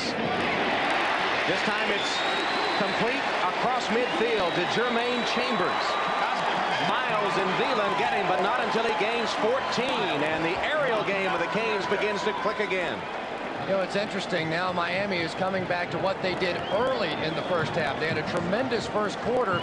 They're going to the short drops, to the quicker throws, not allowing Nebraska's pressure to get there. Tom Osbourne sees the Hurricanes drive off their opening possession of the second half. Now with a first down at the Cornhusker 45. It's 10-7 Miami. Stewart. This time the defense ready for him. He got only a couple of yards. Let's go to John Dockery. Doc. You know, Chris, you've been talking about the Nebraska defense coming with pressure, blitz, as you said. They're also doing is tipping the blitz off, because if you notice, their safeties are starting to creep up to 7 and 8 yards, almost even 4 across with the cornerbacks. And heck, we can see it from the sidelines. So you got to assume that Frank Costa and Miami can see it. So let's see if they adjust to it. Watch those safeties creeping up, tipping off the blitz. That's a good point, Doc. 2nd and 9. The safeties appear to be holding their ground this time now, beginning to creep a little bit, as you see. No blitz. Costa's pass to a wide open Harris. Jonathan Harris cuts back. He's to the 15, to the outside. Harris racing for the end zone. Touchdown.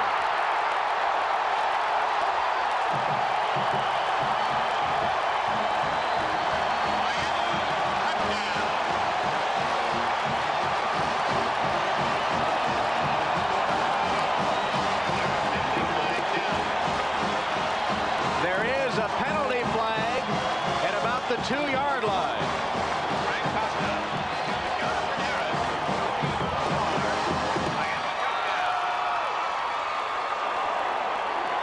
It's against Miami. Tom, that may well have been for excessive celebration after the touchdown. In that case, the touchdown will stand. So excessive celebration, the touchdown will stand, the penalty will come on the kickoff. But that was the matchup we talked about at the beginning of the game. Jonathan Harris one-on-one against anybody. When we talked to him, he said, I want to be the man. Get me the football, especially against that man coverage. They cannot cover me. First catch of the day for Harris goes for 44 yards. Penalty is unsportsmanlike conduct on Miami.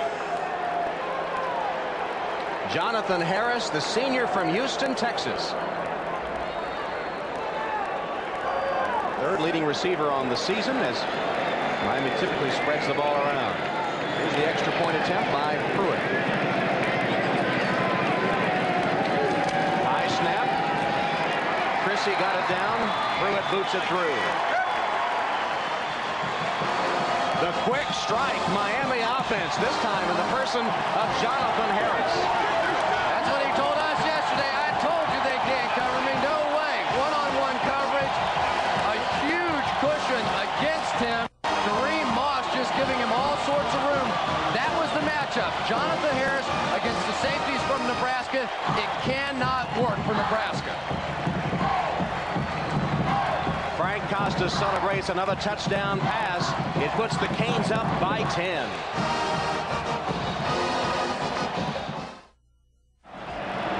With producer Tommy Roy, director Andy Rosenberg, Tom Hammond, Chris Collinsworth, John Dockery, Bob Costas, the FedEx Orange Bowl.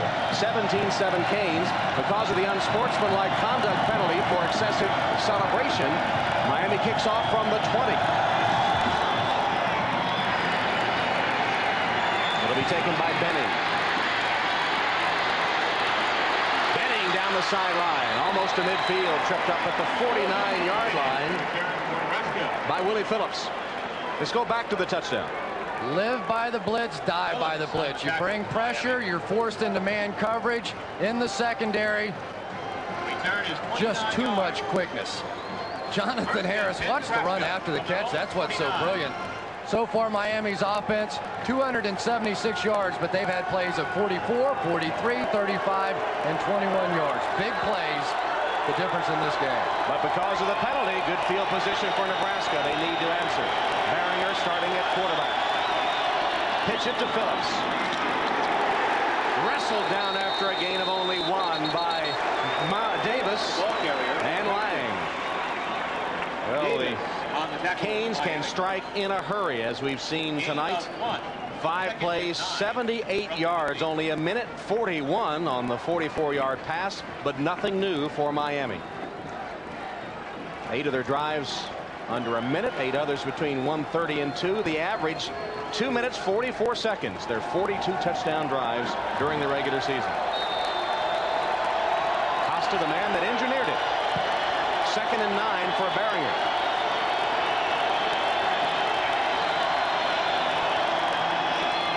Play action. Barringer has to unload it and throws it away. Warren Sapp was bearing down on him, but Behringer had time, just no one open. 3rd and 9. Now Warren Sapp's do a little talking to the coaching staff. It doesn't matter who it is. You know, the water boy, the guy holding the tape over there, our TV crew, because you just chase everybody around and give a little whack on the quarterback and then stand up, and they're just getting a little friendly conversation with the boys over there. Well, Jerome Brown went the 9th pick, Cortez Kennedy the 3rd, Russell Maryland the 1st. You'd have to say Warren Sapp is a candidate to be way up there as well. It's known as quarterback U, but the defensive tackles just as good as the QBs. 3rd down pass. Behringer goes deep. Muhammad can't get there.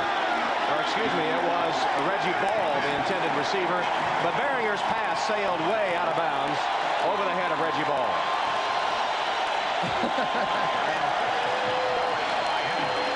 If we could just get him to open up a little bit, come out of his shell and have some fun on the football field.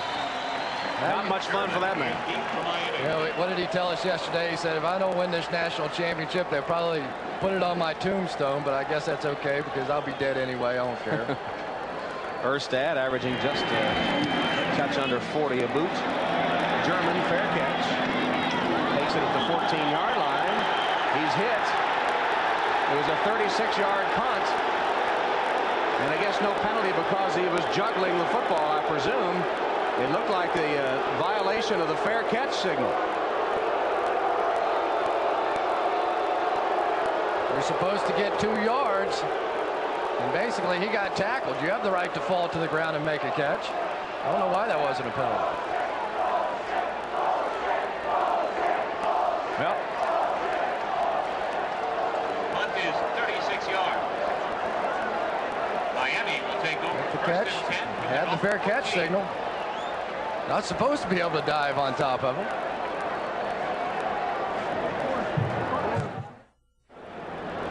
the Orange Bowl Stadium began as a 5,000-seat motorcycle racing facility when it opened. At the first Orange Bowl football game in 1935, the Goodyear blimp was there as Bucknell shut out Miami 26-0. Great pictures from the Goodyear blimp high over the Orange Bowl in Miami tonight. First down, Hurricanes. The ball at their own 14-yard line. They lead Nebraska 17-7. Showing first down blitz. They don't come, and Costa has time.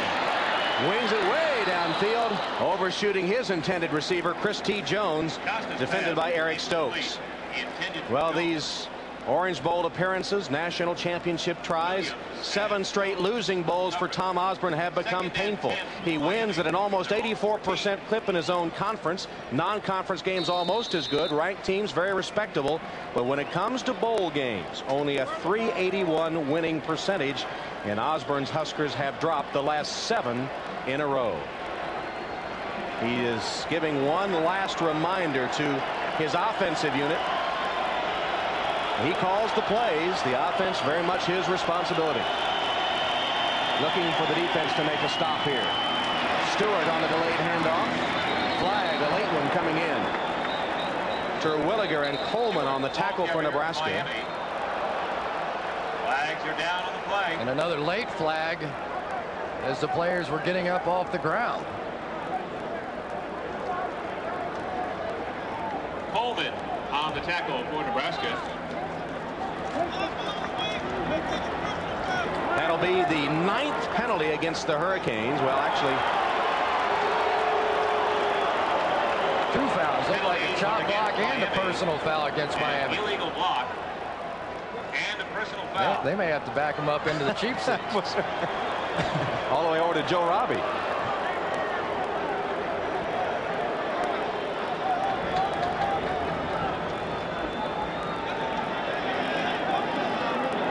Obviously, Ron Winter's mic is not working. I believe what that is an illegal crack. When you come outside in as a wide receiver and make a block on someone inside, you have to stay above the waist. Apparently one of the wide receivers came back in and cracked below the waist. Canes approaching 100 yards in penalties, while Osbourne's group only 2 for 15 yards. The ball sent all the way back inside the 5 to about the 3-yard line. The ball just over the 3. Boy, does Nebraska's defense need a big play now.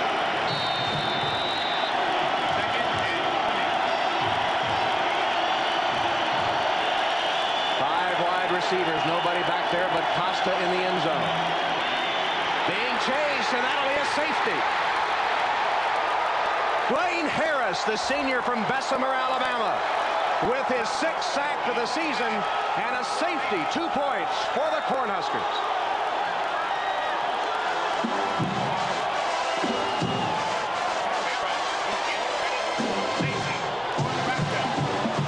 Well, you call for it, and Dwayne Harris delivers. Here's a guy with a 7-foot wingspan, and watch him stick out one of those big paws and make the play on Frank Costa. They say that he reminds him of Neil Smith, the great from the Kansas City Chiefs. Going to send out that big hook and just pull him down with one arm. And now Nebraska has some much-needed momentum. Good inside move. Sort of a scary picture, isn't it? To see one of those big guys coming at you from ground level. So the sack in the end zone, the safety, and now Miami will free kick from the 20-yard line. And don't forget the 2-point conversion in college football, so only a touchdown and a 2-point conversion away from tying this one up. Scoring began with a 44-yard Dane Pruitt field goal from Miami. He went to 10-0 Canes after Costa hit Trent Jones with a 35-yard TD pass. Brooke Behringer, a 19-yard touchdown to Gilman, got Nebraska on the board. Then the Canes opened the third quarter with a 44-yard strike, Costa to Harris. Now the safety makes it 17-9. And Nebraska deployed their kick return team, and the guys were backed up all the way to the end zone. And you know, once again, Miami will have to kick off from the 20-yard line. It's a lot of fun, this Orange Bowl game. It is. Halftime to the great game and all the surrounding events. I saw those pachyderms. I thought the Nebraska offensive line had come out early. Those are the non-starters. There was a report that Tom Osbourne was trying to recruit a couple of them. Benning dropped it, got it back, but is taken down at the 25-yard line. Tom, that was at least a 15 to 20-yard drop right there. Big mistake. Juan Russell was the man that tackled Benning after he recovered his own fumble, but it really hurts the Husker field position. And we've seen some drop kicks throughout the course of the evening. So quick, that Miami cover team. You're never going to outrun those guys anywhere, and there is a player down. Injured Cane, we believe, is Earl Little, sophomore safety from North Miami. While they tend to him, we'll take a break with 11:29 left, third quarter. Miami up 17-9.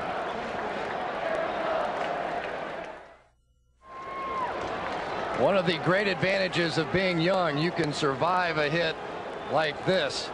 Watch Earl Little's right knee. The pile will got up and ran off. Yep, jogged off the field. Good news. You and I have been in the hospital for a long time. I felt like going just watching it.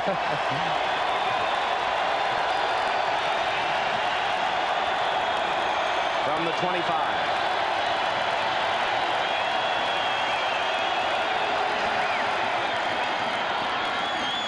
Hand off to Phillips. A tough 3 yards. Ray Lewis with a good hit from the center of the Miami defense. You know, Ray Lewis made a statement in his freshman year that he would be the greatest linebacker ever at Miami. And boy, did they rip him up. I mean, these defensive players just absolutely wore him out. We sort of asked him about it the other day, and he was a little more conservative in his comments, or as conservative as any of these Miami defensive players can be. From Lakeland Kathleen High School, a true sophomore, he said when you see his head bobbing after he makes a hit, you know he's talking trash.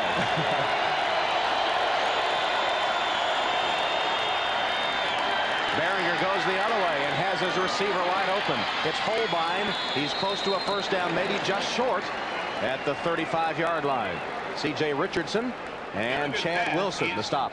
Tom, the most successful plays that Nebraska has had throughout the course of the evening are plays in which they start one way and then come back the other way. Watch how fast Miami's defense pursues. It leaves big holes in the defense on the other side, both in the running game and in the passing game. Tom Osbourne needs to stay with that kind of misdirection. Take advantage of Miami's speed. That pass play was just enough for a first down. So the Cornhuskers have it just across the 35. First down, 10.5 minutes left, third quarter, 17-9 Miami. 4 of 9 for Behringer since replacing starter Tommy Frazier in the first half. Here's the option. Schlesinger, first man in the option, carries it for 3 or 4 yards before he's stopped by Pearson and Richardson. Schlesinger, the ball carrier for Nebraska. Yeah, when I was talking with Greg McMackin, the defensive coordinator from Miami, he said that the guy that really impresses me is Schlesinger. He's just a big, old-fashioned, smash-mouth kind of fullback, a tremendous blocker, and then every once in a while they hand him the football and he'll just pop it right up the middle for 4 or 5 yards. Senior from Duncan, Nebraska, was twice the state wrestling champion during his days at Columbus High School. Like Miami was trying to get a timeout. And they will have to burn a timeout here. So the Hurricanes call a timeout with 9:46 left with a mix-up on their defensive alignment. It's 17-9 Hurricanes.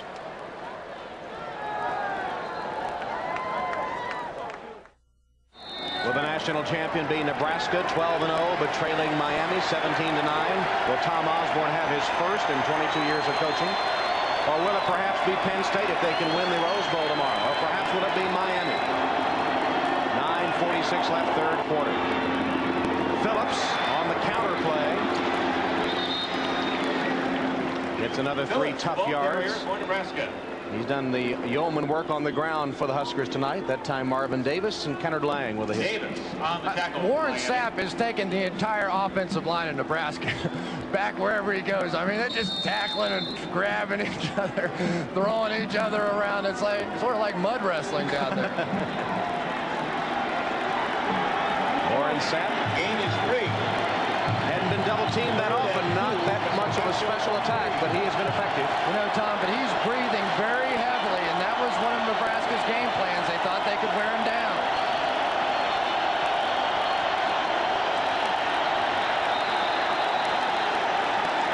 Delay of game called against the Cornhuskers. That is a costly penalty. Instead of 3rd and 2, and they can use that powerful offensive line and running game, now they'll face a 3rd and 7.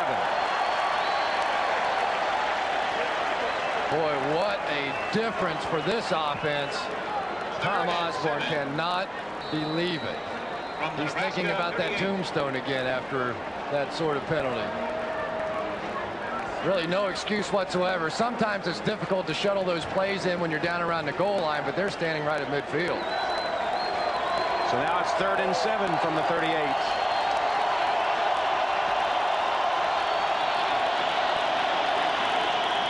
Shovel pass. Phillips can't get it. Is it a forward pass? It should be an incomplete pass.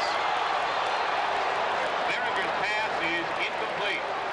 Warren Sapp disrupted it like he did the last time they tried that. They're 0 for 2 on that play, thanks to that man. Let's see if we can read lips. I think he's saying, I told you about that one the last time you tried to run it. What do you do with this guy? They pull around, they trap in behind him. He gets the quarterback and the ball and the running back and everybody else. And man, oh man, oh man. What do you think? I think Jacksonville or Carolina might be interested in this guy? If they're watching.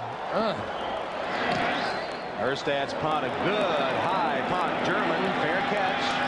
Fumbled the football, and apparently he got it back. He did get it back. Miami ball. 47-yard boot by Darren Erstad.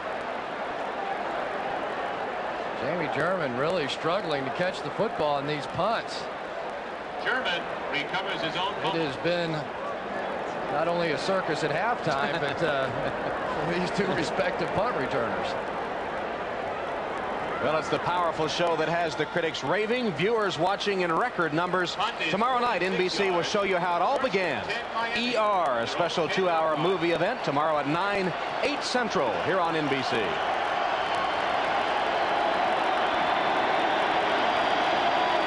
Lumelski, the left tackle of the Canes, out. Brown is in.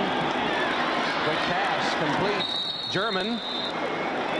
Short gain on the play. Spun down by Dumas and Williams. Williams on the coverage for Nebraska. You know, Zev Lumelski, the guy out of the game now, an interesting story. Came over from Russia and spent a little time, moved to Israel at age 3, and then on to West Germany, finally into the United States. His mother used to take him in the Russian queues and try to get a few extra eggs, because the more bodies you had, the more eggs you got. That's a body. Plenty of eggs in it.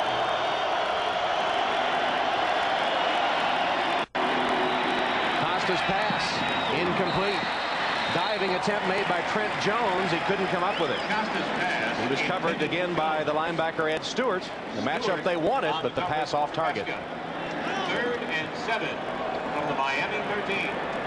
Costa just off target, but when you get down on this end of the field, as a quarterback, you tend to miss wide as opposed to short, because you don't want to have someone cutting in, making the interception, and getting the cheap touchdown.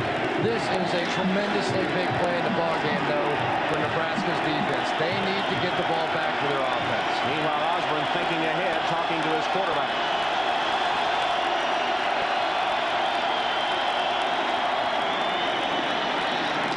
That pass complete. Wimberly made the catch, and it's a Miami first down to the 25-yard line. Ellis and Moss the tackle, but it gained 13 yards to Wimberly, who dropped one earlier. Sure hands this time on the sophomore from Memphis. And now, instead of the pressure and the man coverage, Nebraska comes back with a zone and a 4-man rush. Nice job there by Frank Costa, recognizing the difference. You see the lack of pressure, and then simply finding the hole in the zone. Warren Sapp applauding the offense. Done everything tonight. James Stewart, the lone running back, gets the handoff from Costa. Ran into his own blocker and can't turn the corner. The pursuit catches up, led by Dumas and Ellis, to bump him out of bounds. Boy, for Tom Osbourne, you just have to wonder about his feelings and emotions. He wants so badly to win that national championship. A guy who grew up during the Depression. His parents actually had to put off getting married for a couple of 3 years because they just simply didn't have enough money. His dad went off to World War II and didn't have to. He couldn't get drafted. He was too old for that, so he volunteered and spent 5 years overseas fighting in World War II, and all Tom Osbourne ever wanted to do growing up was just please his father. Between the ages of 5 and 10, his dad was overseas. He said he really didn't know his father that well when he returned from the war. Costa's pass complete to Chris T. Jones. To the 35-yard line. He'll be about a yard short of the first down, apparently, as Baron Miles hit him hard.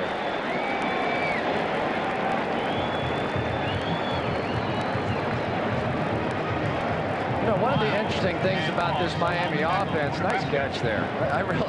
I think that kid's super. Chris T. Jones can make some tough catches, and Frank Costa's taking his shots as well.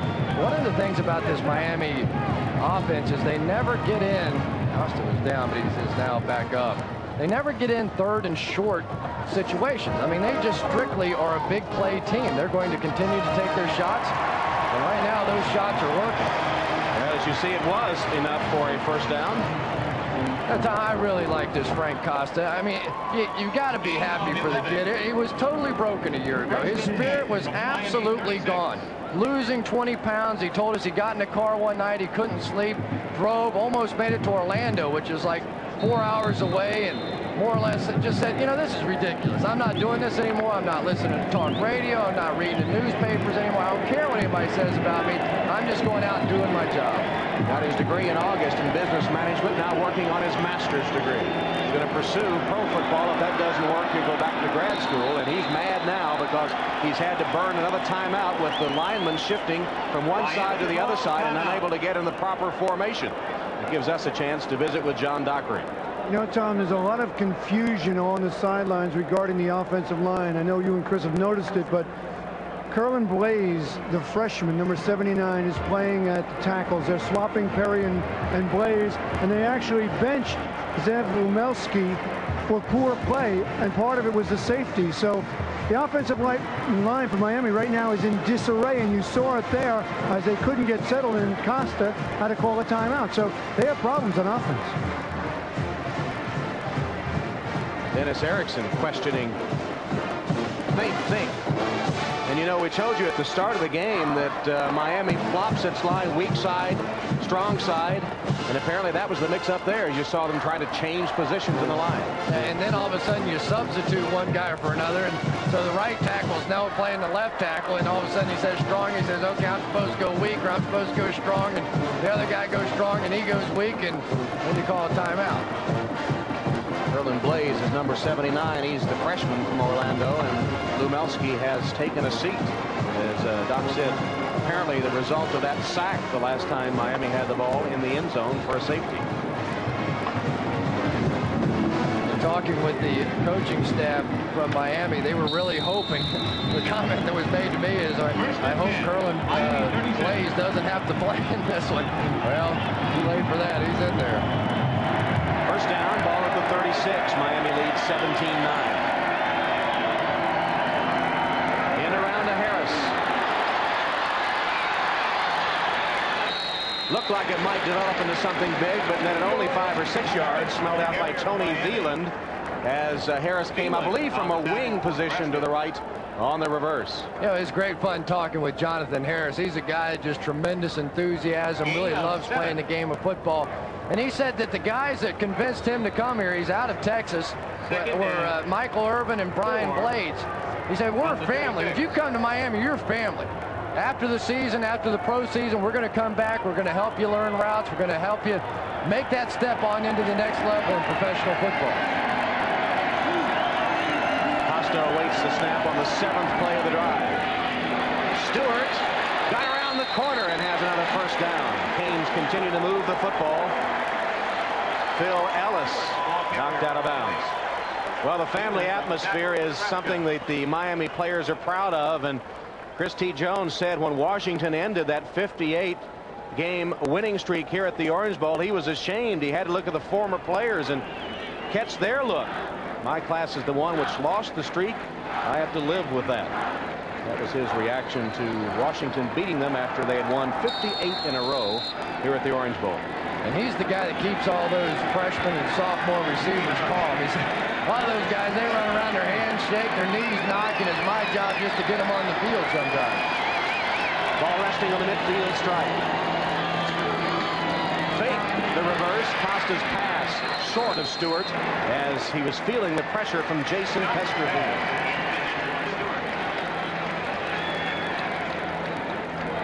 How many times have we seen Frank Costa have to pick himself up tonight?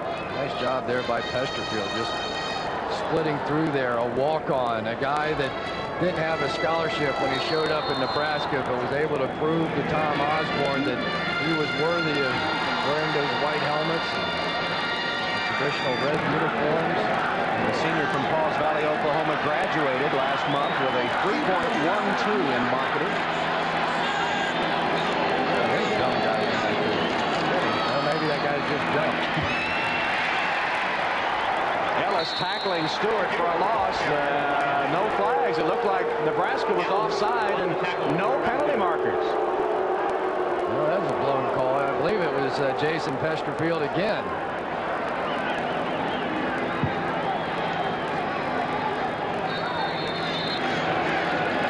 I'd say that's offside. Pretty easy call. Don't know exactly how they missed that one. Fat and nasty in the proper place there. Can he steal your shirt? If I ate as much as you do, I would weigh up there. Just short of midfield now is Costa. They're ready for it that time. The pass complete to Green, and Miles hit him immediately. Complete to Green. Miles on the coverage for Nebraska. Flanker screen once again, and Barrett Miles has seen enough of this one. This time, as soon as he sees the inward motion, he broke immediately for the football and smelled that one out in the backfield. And there Miles lining up to try to get a piece of this punt, and they were close. The ball will bounce Phillips lets it roll. It rolls all the way to the 6-yard line. The Miami fans and Coach Dennis Erickson wanted a roughing the kicker penalty. And the fans, the partisan Miami fans, let their feelings be known. That was very close indeed to a roughing the kicker. It was a good fake that time. Yep. That was not even close, like I said, to being roughing the kicker. Aaron Miles just went right underneath and whoop. Never touched him. Nope. A flop that would do the NBA proud on one of those take the charge calls. Well, Miles still is not connected tonight.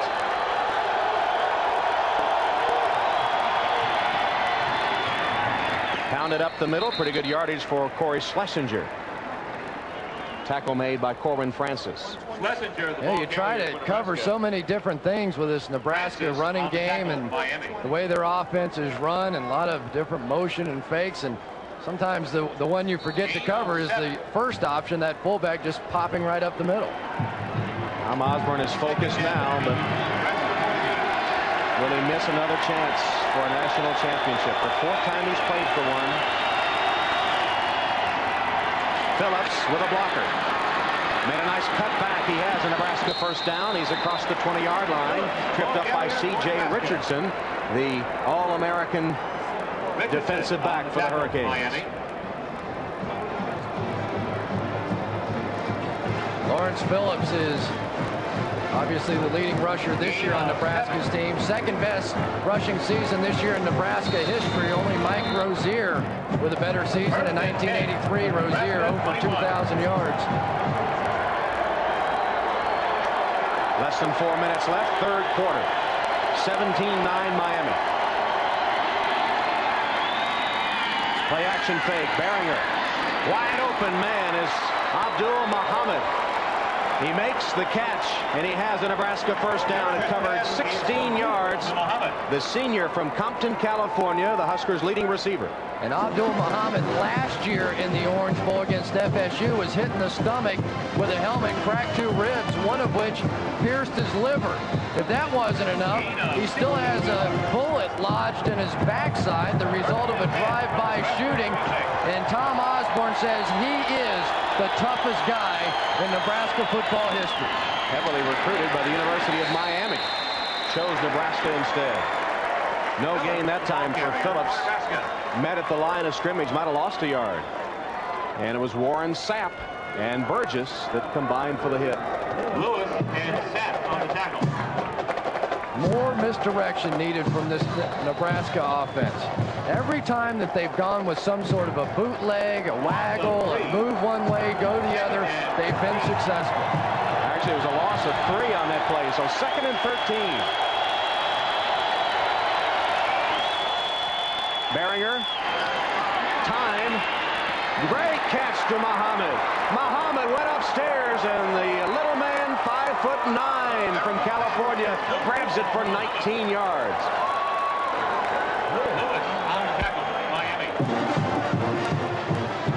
I just love to watch this kid play. I think there are some kids who just will themselves to greatness. And Abdul Muhammad is that. I watched him against Oklahoma. Every single time that Nebraska had to come up with a big play, it was that guy right there, Abdul Muhammad, making the plays, got the bullet in his backside, destroyed his liver last year. He just keeps making plays. That was a pretty catch. Phillips hit behind the line, stumbles forward, close to the line of scrimmage. It'll be a loss of 1. Burgess got penetration. James Burgess with help from Lang to make the play. And James Burgess was the most highly recruited linebacker in the state of Florida a couple of years ago, and he now is sort of taken over. He and Rohan Marley used to rotate that position, but of course the knee injury to Rohan, and now it has become James Burgess's position, and he's really taken advantage of his opportunity. Canes have effectively cut off Lawrence Phillips this quarter. 6 rushes, only 10 yards, 3rd period. Play action again.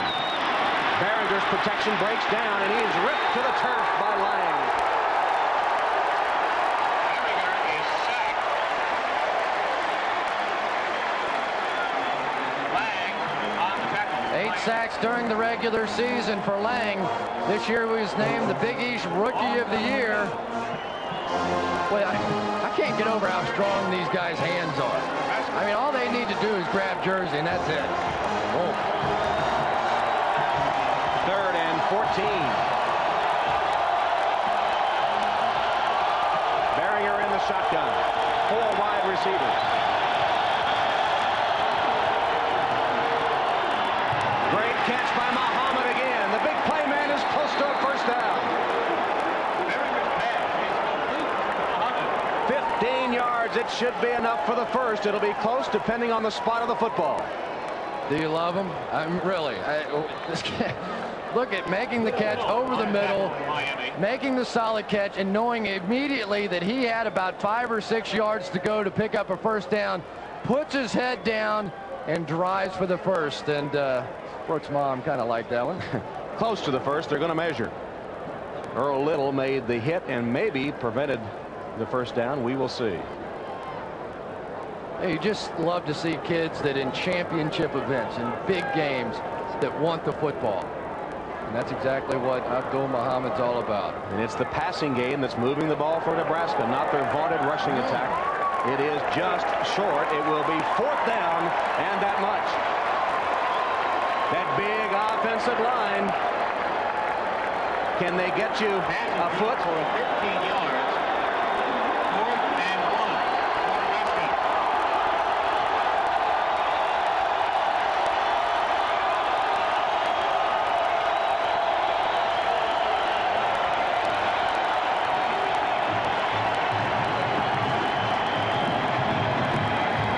So the 9th play of the drive will be upcoming, and it'll be man against man, strength against strength. Miami stacks to stop the run.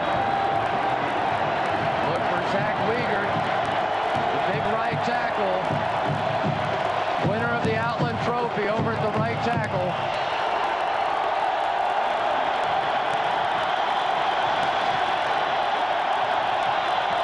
Sneak. Right behind the center, Aaron Graham. Barringer sneaked it and should have enough. Barringer on the carry.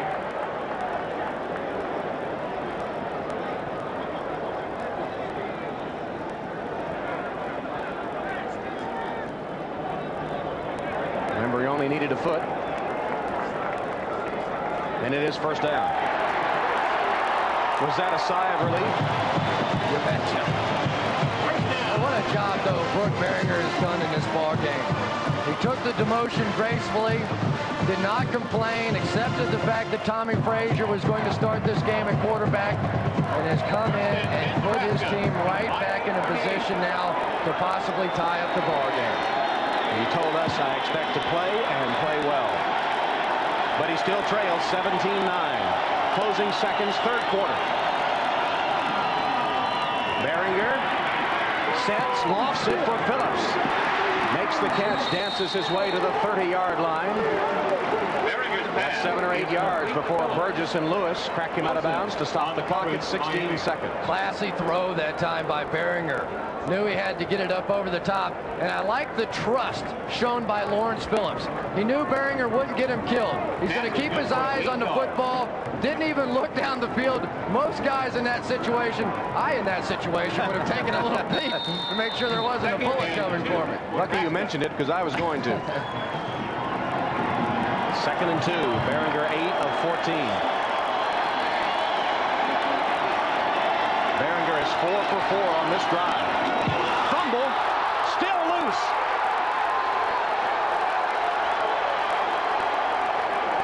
Fumble.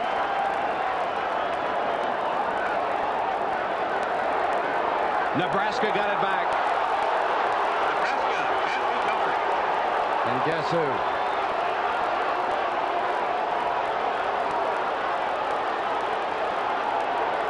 Burgess saying, I've got the football. Now they say it is Miami's ball. And Tom Osbourne can't believe it. And then Miami has recovered the ball. Just never made the exchange with Clinton Shields. Childs.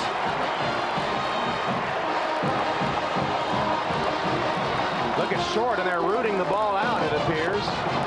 And Burgess will come away with it. It was a bad snap, Tom. Beringer never got the snap, and then he tried to hustle it up and put the ball back in Child's belly, and by then the timing of the play was blown. 10 seconds left, third quarter. Miami takes over on the turnover at their own 36.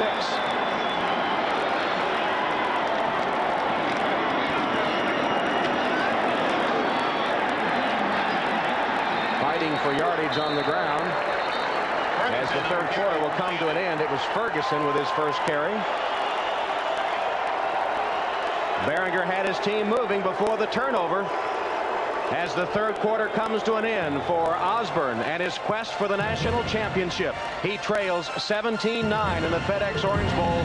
We'll be back right after these messages from your local station.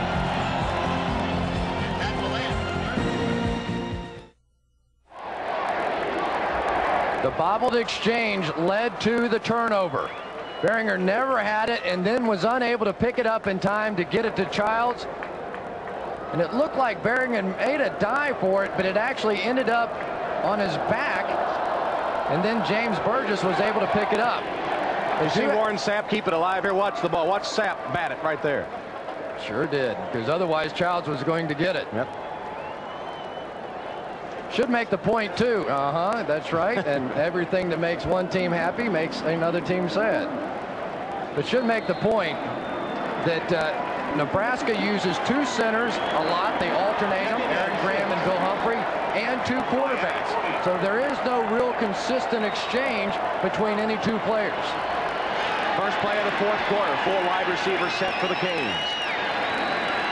2nd and 6 from their own 40. Costa's pass. Ferguson with a diving attempt. Did he get it? Apparently so. It'll be a catch short of the first down at the 42. Costa again very slow to get up, and he could plant a little wheat in that helmet. Pass complete to Ferguson. He's about to plant a little corn if this lead stands up for them. He got planted on that one. Connealy with the hit of Costa, who's just now getting the dirt out of his helmet. Well, he didn't even do that.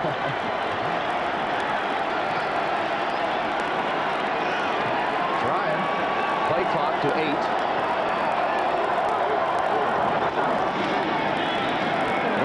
Down the sideline. Chris T. Jones battling with Baron Miles, and incomplete. Costa's pass intended for Jones. What's more exciting than that? When they take it, man-to-man coverage, only 2 guys within 30 yards of the football. If Baron Miles doesn't get his head around there, that is another big play, because Chris T. Jones makes those catches. Brilliant play that time by Baron Miles. That was Miami's first 3rd and short situation today. Costa not happy. And faced with 3rd and short, they threw deep. There we go. There it is again.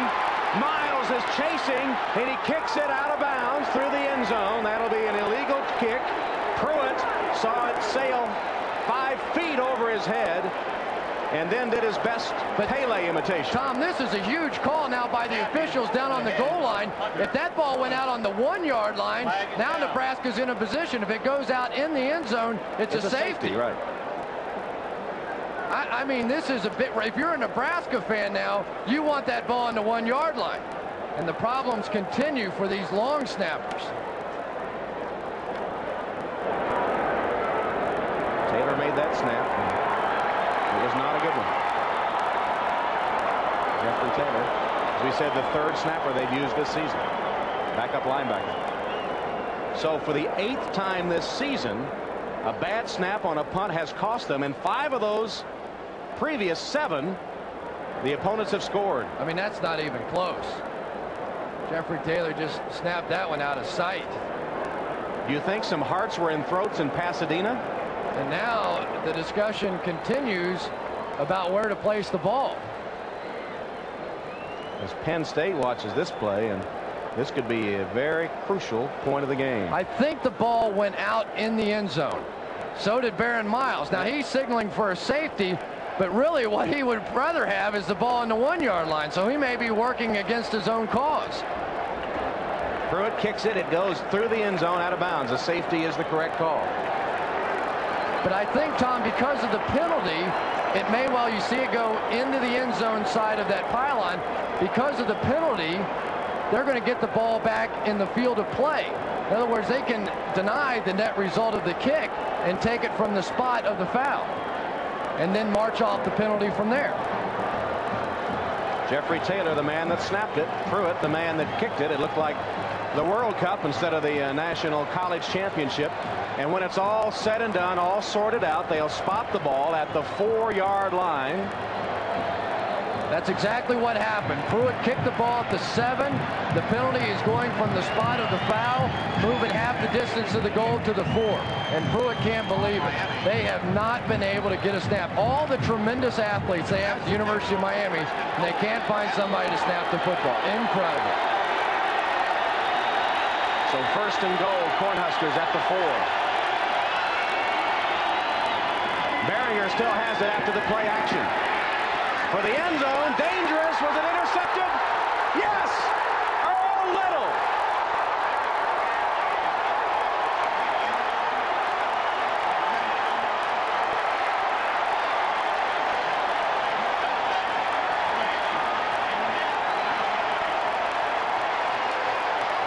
Mr. Conservative Tom Osbourne, that's the criticism he's heard over the years, goes for a pass on first and goal. Barringer throws it up for grabs, and Little catches it in the corner of the end zone. Earl Little, the sophomore from North Miami. Tom, that's one of those plays as a quarterback that you have to either make the throw immediately or throw the ball away. It looked like the play had a chance. Gilman was open momentarily, but then when Barringer made the decision to hang on to it, just absolutely blew it. What a break for Nebraska and a blown play by Brooke Barringer. On the touchback, Miami gets the ball at the 20. A 1-yard run by James Stewart. Jones and Peter, the tackle. Here's the interception again.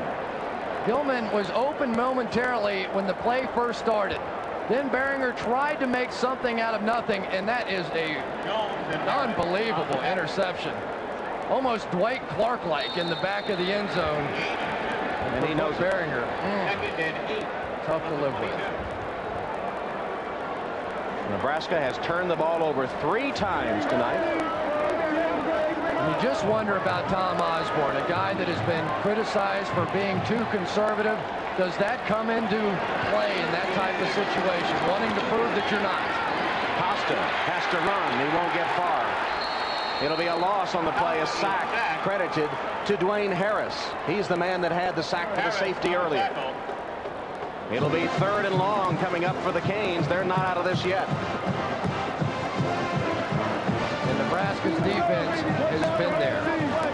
Every time they have made a mistake on the offensive side, Nebraska's defense has made up for it. They've erased it. They've done it throughout the course of this season. They need to do it again. And Pruitt may be called on to punt again.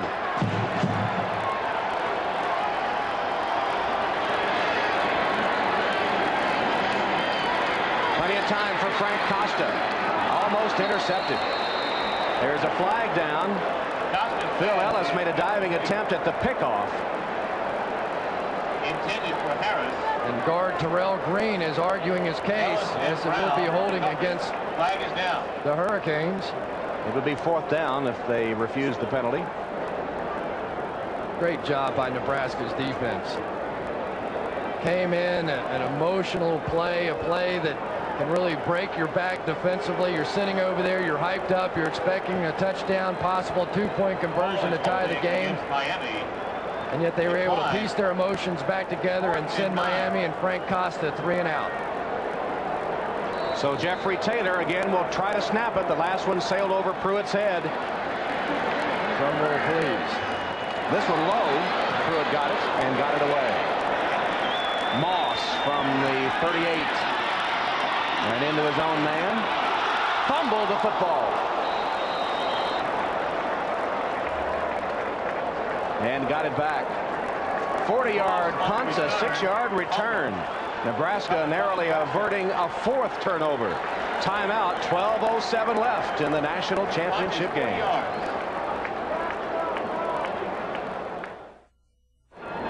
Shot of an Orange Bowl record crowd, 81,753 from the Goodyear Blimp Stars and Stripes from Pompano Beach, Florida, captained by Brew Marshall. Our cameraman is Bob Rosedale. Brooke Behringer, last possession, threw the costly interception in the end zone, and he's on the sideline as the Cornhuskers take over once again. The starter, Tommy Frazier, who was ineffective, is back on the field. This is turning into a movie. Option, sack. Through Frazier for a 6-yard loss. And there's the villain if you're Nebraska. Cannot block him. Cannot block him. He lines up in the gap. He's too quick. They try to block down. They try to lead. The center forgot to come over and help. And that was, I mean, you got to at least try to get a hand on him somehow.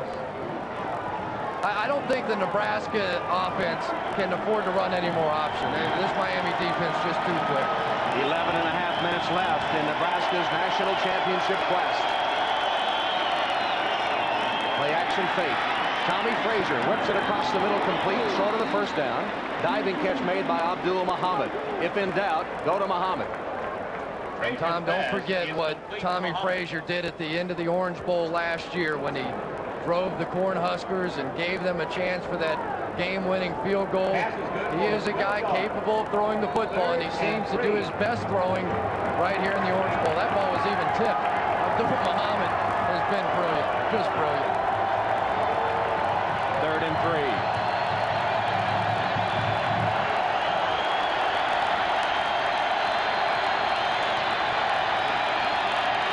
Option.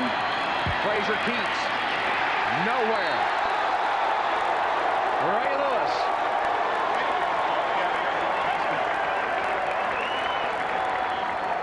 Too fast, Tom. They're too fast to run that play. An option just takes too long to develop, and Ray Lewis and James Burgess and Corwin Francis at the linebacker position, they're just too quick. I think you're going to see Brooke Behringer back in the game. Without the threat of the pass, the running game is not there.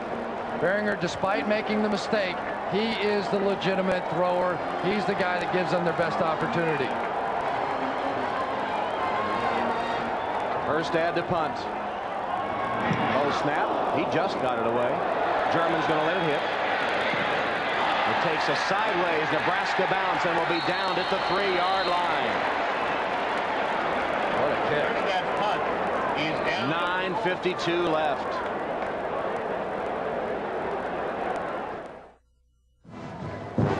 Nebraska came into the game with the best rushing attack in college football, averaging 340 yards a game, held to 112 tonight by Miami's top-ranked defense. However, they have gained a total of 203 yards, close to what Miami allows in a game. Sometimes numbers lie, and sometimes they don't. This is a Miami defense that boy, they just don't give up any points or yards. So difficult to play against this Hurricane D. Costa and company backed up to their own 4.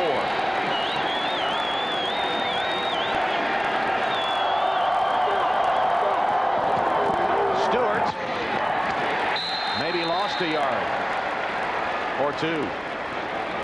Great defensive play made by Doug Coleman, a backup linebacker. I'll tell you what, Doug Coleman just shot the gap on this one and made a huge hit on Stewart. We talked about the speed of Miami, but really Nebraska has reshaped their defense. This is a defense that took their dime defense with 6 defensive backs and made it their base defense. They found that they could stop the run pretty well in there with those bigger defensive backs, and speed in college football. Miami's been beating Nebraska for years with it. Nebraska tried a little of their own. Stewart across the 5 to about the 7. Coleman again makes the tackle with help from Ed Stewart. Does Nebraska's defense have another play? Those guys have been forced out on the field and forced to make big plays, but when your punt team backs a team up like that inside the 5-yard line, and imperative that you go 3 and out. There's so few options offensively, especially when you're already sitting on an 8-point lead. You don't want to do anything crazy.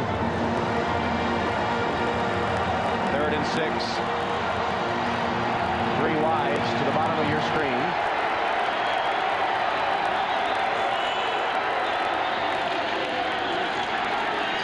Costa's pass to Chris T. Jones, incomplete. Broken up by Baron Miles, who hit Jones as the ball arrived, and Costa again pays the price. Miles on the coverage for Nebraska. Thought Jones had a chance for this one. 6 for the Miami 8. Need to make that catch, especially on 3rd down. Baron Miles around the play again in Nebraska's offense, and Tom Osbourne gets one more shot, and Joe Paterno takes another deep breath. Threw it in his own end zone to punt. This can be an adventure. Ina is snapping this one, and it's right on target. Jay Ina with a long snap. Moss got away from the initial rush. Driven back on a tough hit at the 40-yard line. A 5-yard return after a 37-yard punt. Frazier looks like he's coming back in, trying to lead the Nebraska comeback.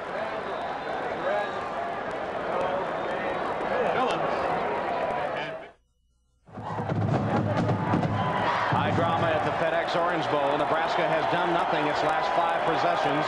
The costly one, the interception in the end zone when they had 1st and goal at the 4. 1st and 10. And the Cornhuskers trailing by 8 need a touchdown and a 2-point conversion to tie. And with 8:11 left, a tie could be as costly as a loss if Penn State wins tomorrow for national championship voting. Lawrence Phillips breaking tackles to the 20 with a cutback to the 15-yard line. Gain of 25 before he's chased down by Davis and Francis. That's one of the few times we've seen the Cornhuskers run the option and pitch the football. Tommy Frazier has been running it. That time Rohan Marley overran the play, tried to come back and make an arm tackle, could not. And now you're getting a little bit of a taste of what Tommy Frazier can do. The guy that started as a freshman for the Cornhuskers, Tom Osbourne, said he does not feel pressure. And Phillips up to 90 yards rushing.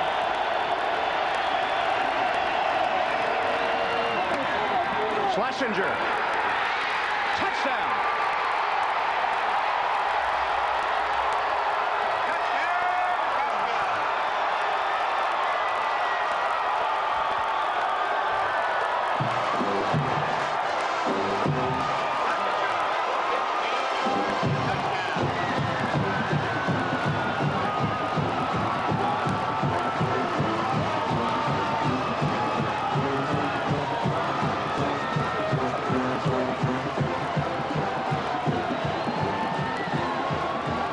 Cornhuskers will go for 2.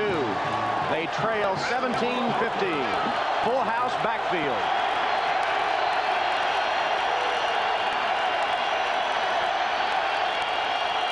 Frazier will throw. It's good. 2-point conversion. Eric Alford made the catch. Game tied at 17. And redemption for Tommy Frazier. And a smile for Brooke Berringer.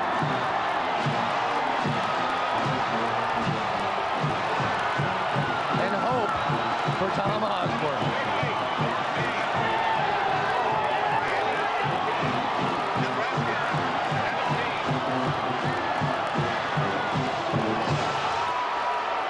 They have been forgetting about Schlesinger throughout the game.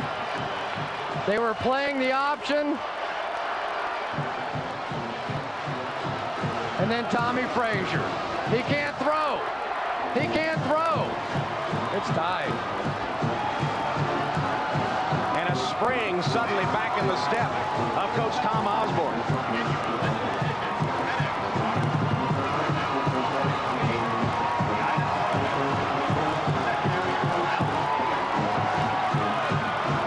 The body English didn't work.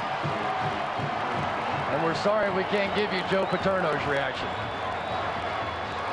Well, 10 years ago in the 50th Orange Bowl Classic, Nebraska trailed Miami 31-30 after scoring a touchdown with 48 seconds left to play. Tom Osbourne went for the win. Two-point conversion knocked away by Miami, and the Canes came away with their first national championship.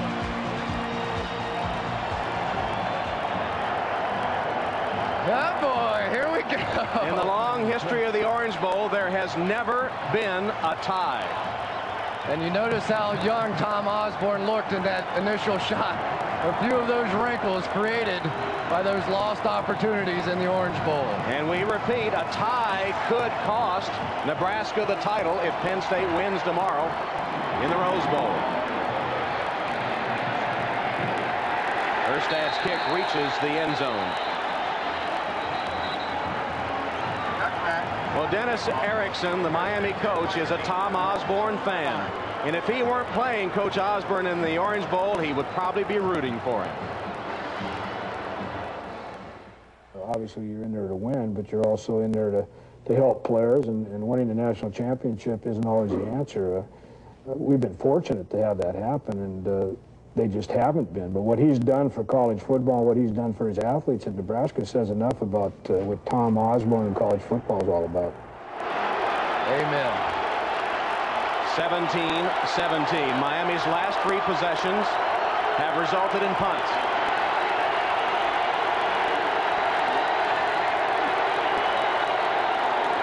Stewart tackled at the line of scrimmage. Maybe he fell forward for a yard.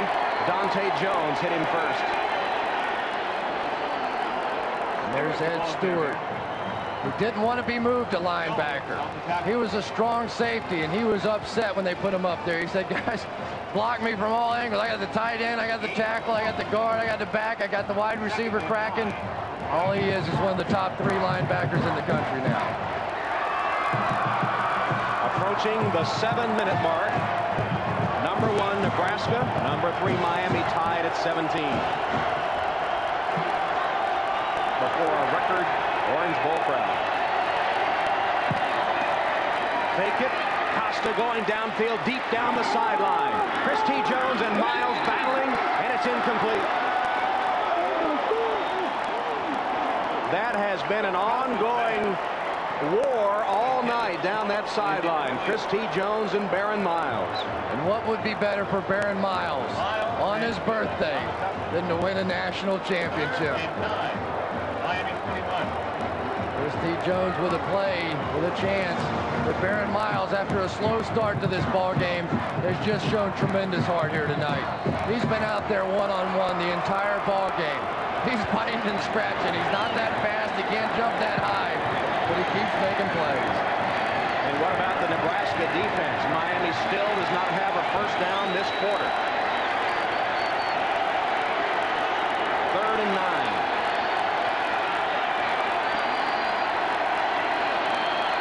Just got it off. Costa deep, wide open, can't get there. Taz Johnson was all by himself, and Costa, with the rush bearing down, overshot him. Tyrone Williams is going to get confused on the play number 8. There's nobody in that whole deep half of the field. A complete lone coverage. Maybe this is Tom Osbourne's year. You catch a break like that, maybe you do have a chance. So here's another punt for the 4th time in a row. The Miami drive is 3 and out. Makes a good Miami bounce. That was touched back at about the 42-yard line. That's where it'll be spotted, a 38-yard punt. Miles came close to a block here. Baron Miles is just missing. Look at the quickness. Oh. 6:28 left as the Huskers continue their drive.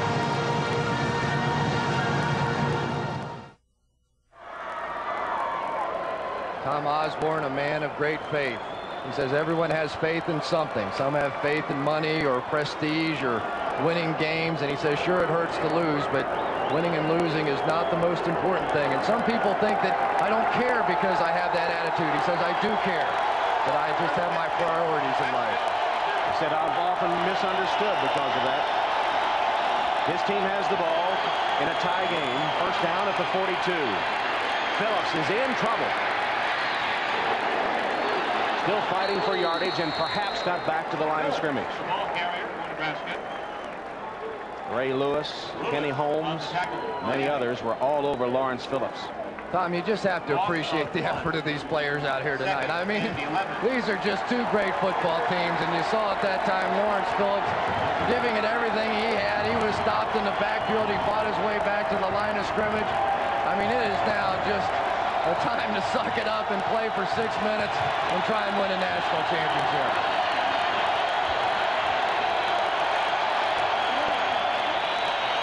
Frazier. Catch made.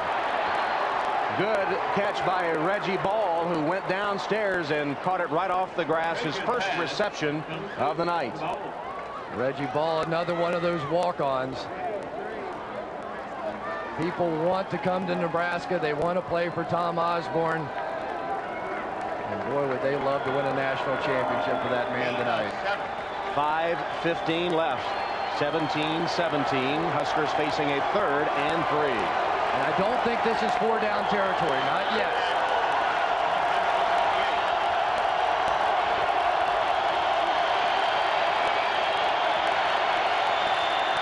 Option. Frazier keeps. Cuts up. He's got the first down. He's got more than that. He's spun down at the 28-yard line. C.J. Richardson caught Frazier from behind, but it went for 25 yards. There's the Tommy Frazier we saw at the beginning of the season, running the option. The last time he pitched it, this time he fakes it. Watch the running ability. You have to be happy for the young man. He's fighting his way back from that blood clot. Just a horrible season for him. He wanted to come back, get a medical red shirt. They wouldn't let him. This is it. This is his opportunity. And he's from Bradenton, Florida. How sweet would that be? Barrier managing a smile. He did a good job when he was in there for the most part. Phillips spinning to the 20-yard line. That's a pretty good gain. That's about 6 or 7 yards, covered by C.J. Richardson, and the big hogs up front starting to wear down the defense of Miami. And Miami does not substitute much on that defensive line. Gain of 7. Look at Schlesinger come in there. He's made some big runs and some huge blocks. Let's go to John Dockery. You know, Chris, you hit the nail on the head. I watched the Miami defensive line in the before they got back on the field. They've been on the field the whole 4th quarter. They were exhausted because of lack of substitution. Of course, Pat Riley, their great defensive tackle, is out of this game, and they haven't been able to substitute. They're exhausted. Frazier hands to Phillips. Can't get a block. Ridden down at the 20, no gain. Ray Lewis made the play once again. Lewis on the tackle. And Tom, they're right at the range now where they have to make a decision about their field goal kicker. Tom Sealer is the short kicker. He is going to kick anything 40 yards or shorter. So right now, Tom Sealer is the man. He gets the ball up very quickly. Did not have a particularly good pregame warm-up. I watched him kick. He was missing a lot of kicks in the pregame. Erstad is the long field goal kicker. But it's 3rd and 3, and Osbourne would like to convert here and not have to worry about a kick. And Frazier takes a timeout. That's the first by Nebraska in this second half. This game has been as advertised. It began with a 44-yard, seasons-long for Pruitt that put Miami up 3-0. Then it was 10-0 Miami as Costa hit Trent Jones with a 35-yard TD pass, capping a 97-yard drive. Second quarter, first Nebraska score engineered by Brooke Barringer, who hit Mark Gilman with a 19-yard TD pass. In the third quarter, Costa 44 yards to Jonathan Harris to put the Canes back up by 10. Then Dwayne Harris sacking Costa in the end zone for a safety to make it 17-9.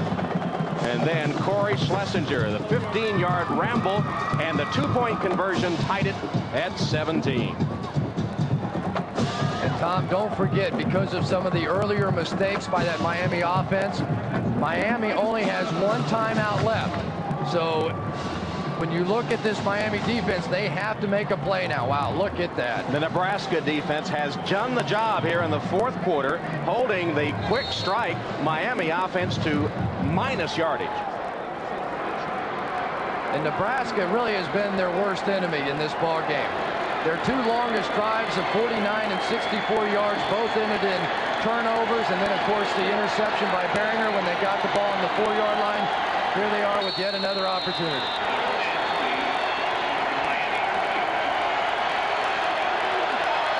Third and 3.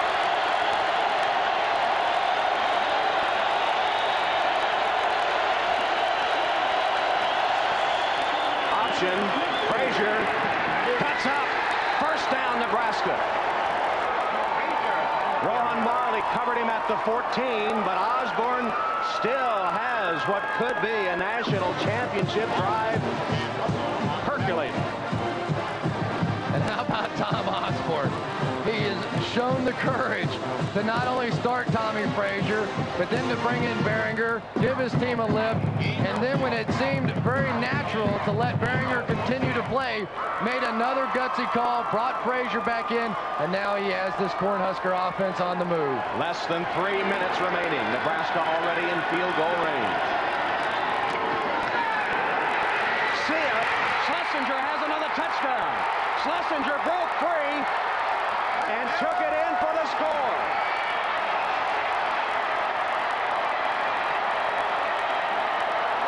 Smile, Tom.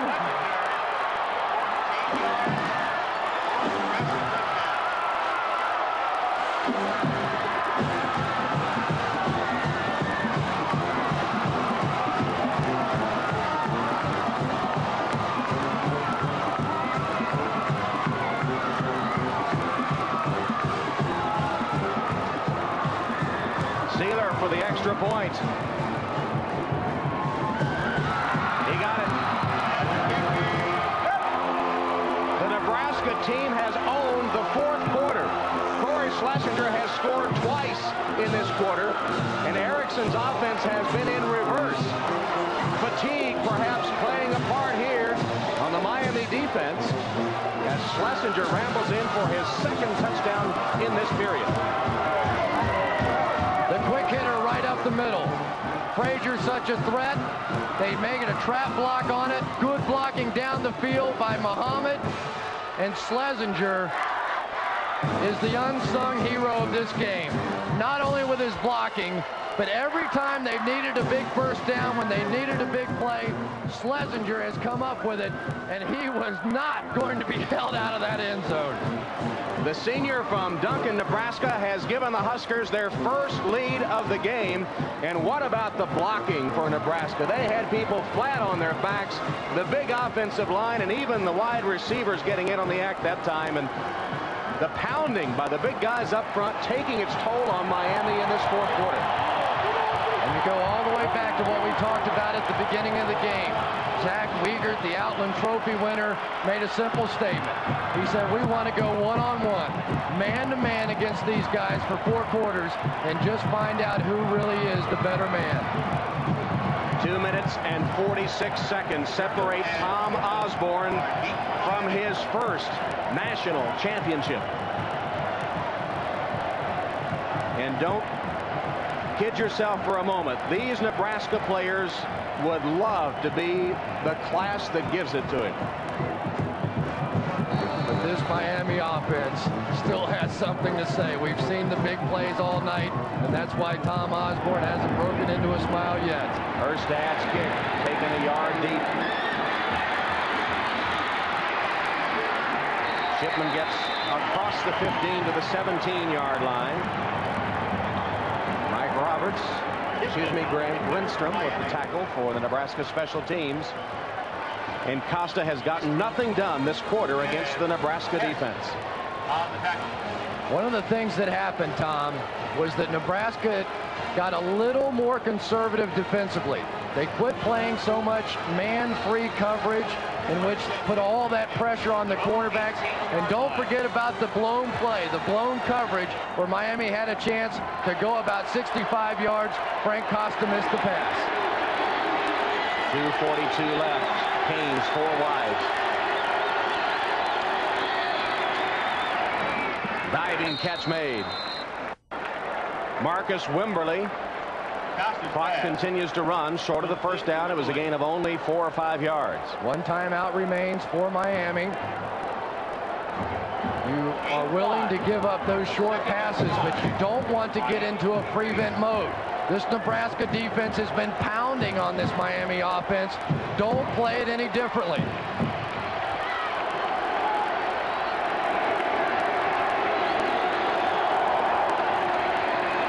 Costa got away and then is taken down. Terry Keneally with a sack.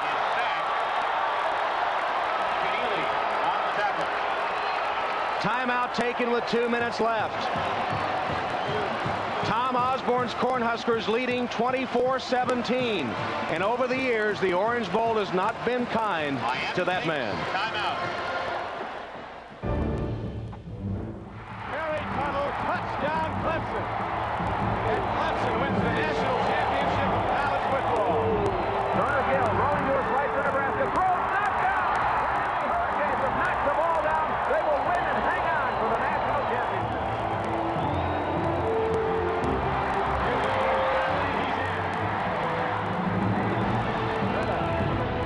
Touchdown, Kevin Williams. Picked up and taken in. Touchdown, Florida State. So now 45 yards to get Cinderella, Nebraska, the national championship. And he hooked it left. Florida State wins.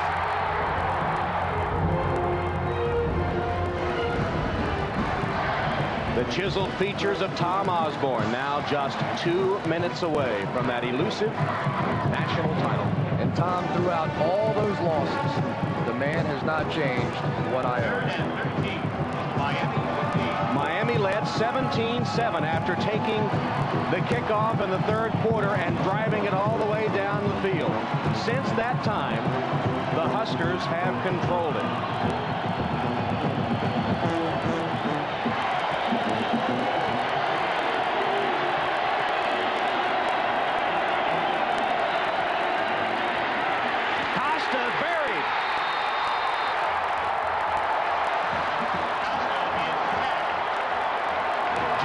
And Keneally and Costa slow getting up.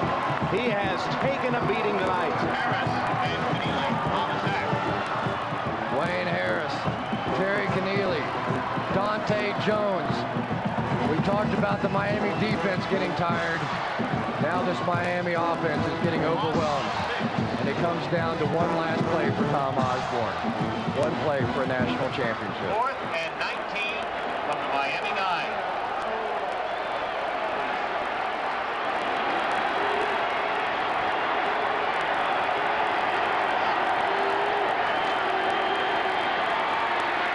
Costa deep downfield, up for grabs, intercepted.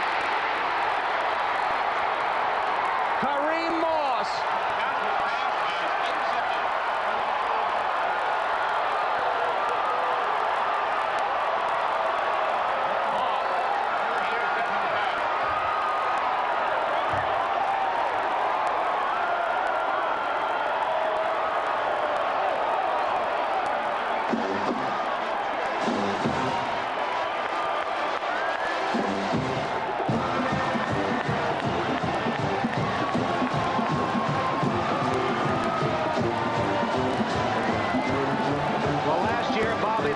The sentimental favorite. This year it's Tom Osbourne, and this should do it. Batted in the air by Moss, who cradles it.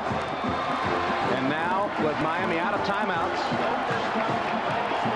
the Cornhuskers, who held Miami this quarter with no first downs, will go on to win. It's just a matter of time now. And Tom Osbourne, who so much wanted to please his dad that he took up athletics, finally has his national championship, and somewhere his dad has to be smiling. I see a lot of Tom Osbourne in the words of Longfellow, who wrote, "Let us then be up and doing with a heart for any fate, still achieving, still pursuing, learn to labor and to wait." For 22 years he labored and waited, and now the moment is his.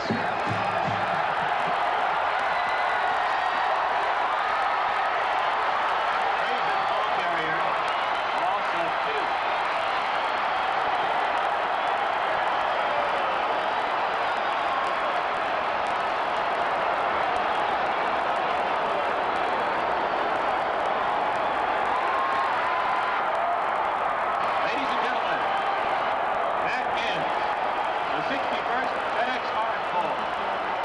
Final score, Nebraska 24, Miami 17.